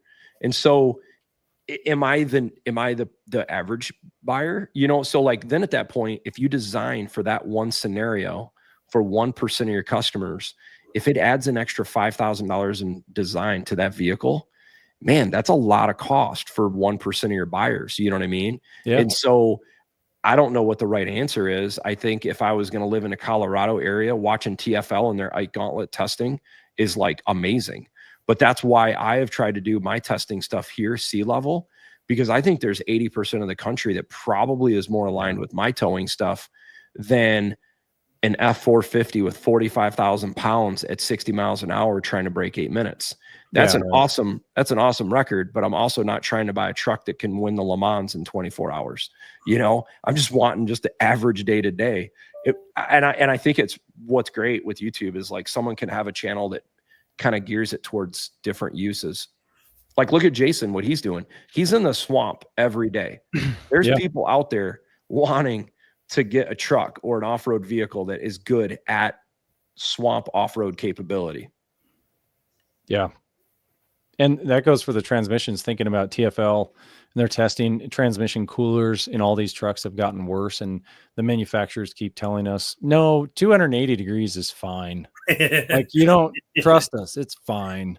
And I'm like, my Sequoia's towing a boat at 200 degrees, like 210 max, because it has an external cooler. Yep. And you can't tell me that any of these new fluids are magical.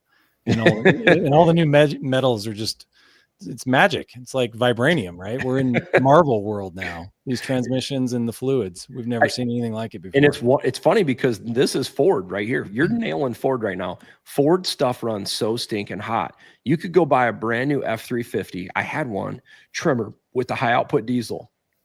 You're not even towing going down the highway and you'll be at 195 degrees, not even towing, maybe 200 degrees. But yeah.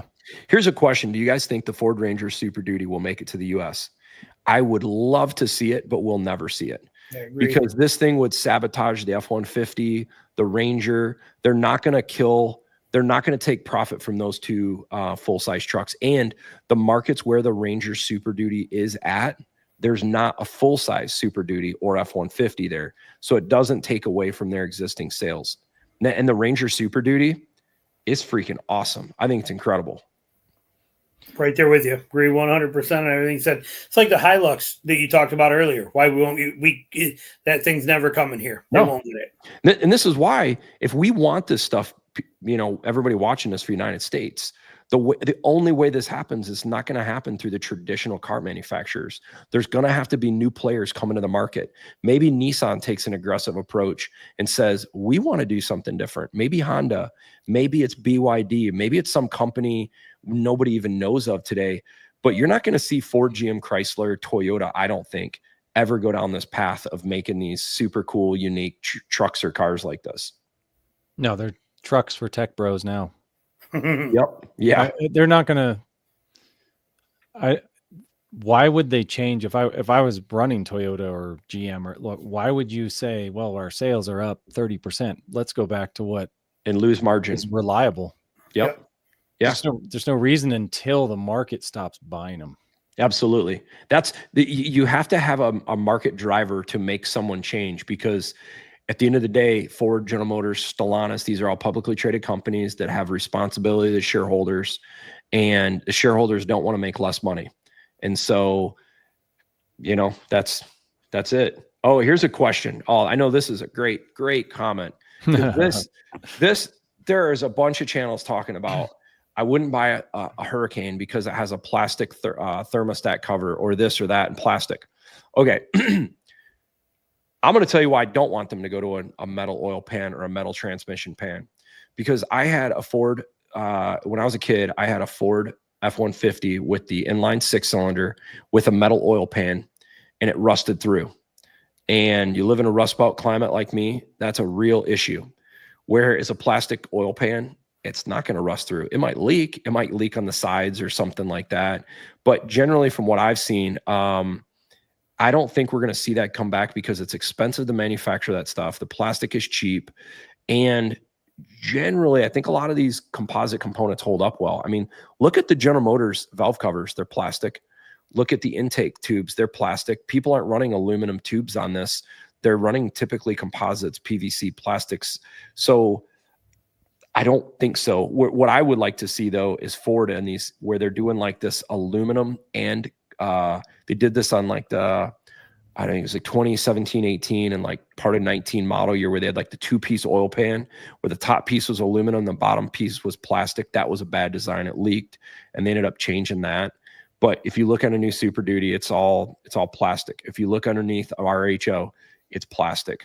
I don't know what the Toyotas are. Maybe you guys know. Yeah, there's a lot more plastic than there used to be. Oil pan, I think, is still metal, but it's oil pan's metal. Yeah, and they still use a chain-driven oil pump. Yep. Although, but you're absolutely right. But I'm with you, Barry. I don't care either way. I mean, if I'm going off road with mine, I'll put a skid plate on it. I don't care if it's plastic. It's going to hold up just fine. And the stuff that these plastics hold up, I got no fears. I got no worries about it. Same with the thermostat housing. People are like, oh, even on my Gladiator, and then when I had the Tacoma, I had the 2022 Tacoma. Oh my God, your oil filter housing is going to break. It's going to blow apart. You got to buy 6 more of these and have them in stock because it's plastic. So I went out and I bought 2 more, and I bought I bought an expensive aluminum one, had it ready in case I ever needed it. I put 66,000 miles on that thing, changed oil every 3,000 miles, and I never once had a problem. Never once, doing it all myself. Same with my Gladiator. Never once I've never once ever had a plastic part be a problem. Yeah. Yeah, I could see that showing up for like the guys that are maybe like the hot shotting, and they're putting 250, 300,000, 400,000 miles on some of that. With that being said, if you are hot shotting and that's an issue, just fix it before it fails, and just get ahead of the problem. But I think for your day-to-day, I don't have an issue with it. And then I know like a lot of people don't like the idea of like a composite or plastic or ABS, like intake for like your air filter. Mm-hmm. There's a lot of reasons to run plastic over aluminum, because the plastics are actually better at dissipating heat than the steel and the aluminum. So it actually doesn't have as much heat soak. So I would probably stick with the plastic at that point, or whatever the OEM material is. Yeah, I think I'm split in the middle. I like aluminum valve covers and stuff. It looks sweet. Probably because, well, I've worked on enough BMWs where this is where the trend started, by the way. All the crap you see that sucks nowadays, BMW was doing this back in the 2000s. Like I used to work on those cars, and man, the valve covers, everything, they started all these trends. They started kind of the direct injection, the high pressure fuel pump, like every problem we had for inline 6-cylinder twin turbos. Yeah, all of them, right. like all the problems they had. Yep. You see it in all the vehicles now, and it's like they had to learn, but then everybody copied their bad designs. Like, why didn't you copy the revised designs? Yeah. But they're, people just deal with it, like the inline 6 with that plastic valve cover, and it's got a big rubber gasket, and 60,000 miles you're replacing the valve cover, it's leaking, where I think that's what pisses everyone off is you see like an old Toyota V6, which is more complicated, or a V8, and like my valve covers aren't leaking at 235. Like they're just aluminum, and age and heat cycles. That's when plastic really craps the bed. That's a good point. That's a good point. But it's fine under warranty. Like 100,000 miles, all this plastic stuff's going to be probably fine for 100,000. It's like, and that's what they're going for. Sell it before 100,000 miles. Yeah. Put a warranty on it to 100. Sell it before 100, and then just move on. Yep. Man, I'm going to tell you right now, if there's a brand that I've got such a polarizing thought on, it's BMW. Up until I got a chance to go on the Nürburgring in Germany like 5-6 years ago, I just thought BMWs were the worst reliable, biggest piece of crap vehicles I've ever seen. Because one of my buddies, he might even be watching this right now, he had a 335 Xi. Oh yeah. And this thing was so cool. It sounded great. It made good power. I've never spent so much time wrenching on a car like this thing. Everything was shot on this thing. Yeah. Oil leaks from everywhere, turbos, every single interface on this thing leaked oil. It was terrible. It was almost unfixable. And then I saw what a BMW and M series car can do on the Nürburgring, and I have a whole new respect for those things. They're incredible. But I've never seen a brand of car that leaks from everything. Everything on these things leaks. Yeah, they'll have you saying, "I didn't know there was oil in that." Yeah. I mean, I didn't. We used to tease them and say, you know what BMW stands for? Bring more wrenches. Yeah. Because it's like all we needed was just to constantly work on these things. Bring more e-torques. Yeah, bring more. Yeah, there you go. Because they are cool if you think about it. They were so far ahead on the inline 6 cylinders and twin turbos, and they were running the ZF transmissions back then. So like that was good stuff. Dude, they're pushing those old 335s. You could JB4 them and be at like over 400 horsepower at the wheels. Yeah. And through the little ZF 6-speed and just bulletproof to like, you'd be replacing, like you said, the high pressure fuel pump, all your coils, your valve cover, like you're always replacing something. But they had forged internals, and they were just like boosting. Tanks. And just tanks. Yep. Very cool. See, we try to catch up another few comments and kind of button it up. This is what happens when you do these. Time flies when you're having fun. Over 2 hours. That's incredible. I see a lot of comments on the oil thing with 6.2s. I saw this above. Guys, this is my comment on this. Follow the manufacturer. Don't listen to any YouTuber. We've all got insights and perspectives on this, of our thoughts on this. But at the end of the day, the manufacturer is going to be the one that is going to void your warranty or not. That's right. I mean, if I had a 21 to 24 6.2 right now, I'd be pushing the crap out of the dealer to make it right. Get it, do your analysis I'd start doing oil analysis, but I'd be running 0W40. I might get rid of it. I don't know. But I wouldn't want to push it. I wouldn't want to jump from a 0W40 to a 5W30. That wouldn't make sense. But I would probably do the manufacturer. And then, I mean, guys, if you want to, I put some information up above for all 3 channels if you want to subscribe. There's one thing we didn't get a chance of talking about today, and I'll just briefly touch on it, is the changes we've all seen on YouTube. It's been a rough year for pretty much about all YouTubers from what I can tell. And so we definitely appreciate any likes or subscriptions, people watching the channel, because there's a lot of good channels out there. Give them your support and love right now. People are trying to keep bringing good content out, and it's been a tough year for everybody. Yeah, the 0W40 stuff. My you were talking about the European cars, and a lot of European cars that's what they run. It's like 540 or 040, and that's common. And it's like you got a turbocharged engine 040.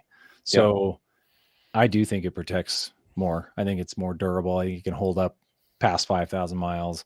So I don't think there's any harm in doing it, even if they say 020. But I'm just a YouTuber. I'm not going to warranty your engine for you. So Exactly. Right. Yep. Exactly. For sure. Anything else, Jay? No, that's basically it right there. You covered it. But there's some of them now too. You see that you got Toyotas running 0 or OW8 or WO8 oils now. 16s. I thought 16s were pretty crazy, but we go from OW20 to OW16, and now there's even Camrys and stuff like that are running OW8 oils. yeah, Unbelievable. It's right. It's like I just don't understand how, oil requires viscosity. I'm not an engineer for oil, and I don't understand it, but there's always going to be a part of me that's, as you get older in life, you get to that point where you're like, yeah, you know what? I've fallen for that before, heard it before. You're peeing down my back, telling me it's raining. I'm not falling for it again. And, I'm with you. Thicker oil wins, hands down. That's just the way it is. Thicker oil wins. Yeah. And I'll tell you the last thing to add on this is, if there's one thing I think I've learned personally through this whole thing with this General Motors debacle right now, is that when I look at scheduled maintenance from here on out, whether it's an oil change, transmission fluid change, anything, I'm never going the full number ever again. Nope. If it says it'll do 10,000 miles, take it in half.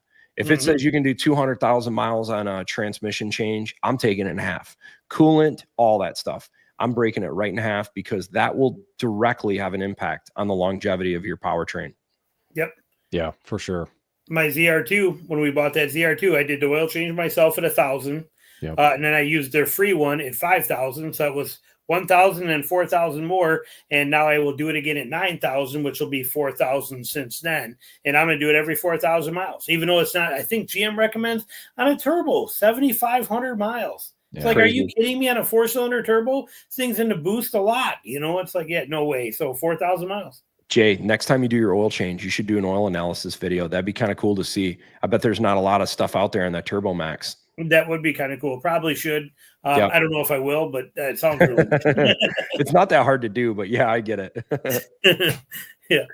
Cool. Yeah. Well, hey, everybody, thanks for joining. And if you like this kind of format, or you like some different information, leave your comments, because this is we enjoy doing it too. But most importantly, if you guys enjoy it and see the value, we want to kind of align it as much helping you all as possible. Yep. Cool. Thanks, everyone. Appreciate it. Had a good time. All right. See you guys. Yep. Bye.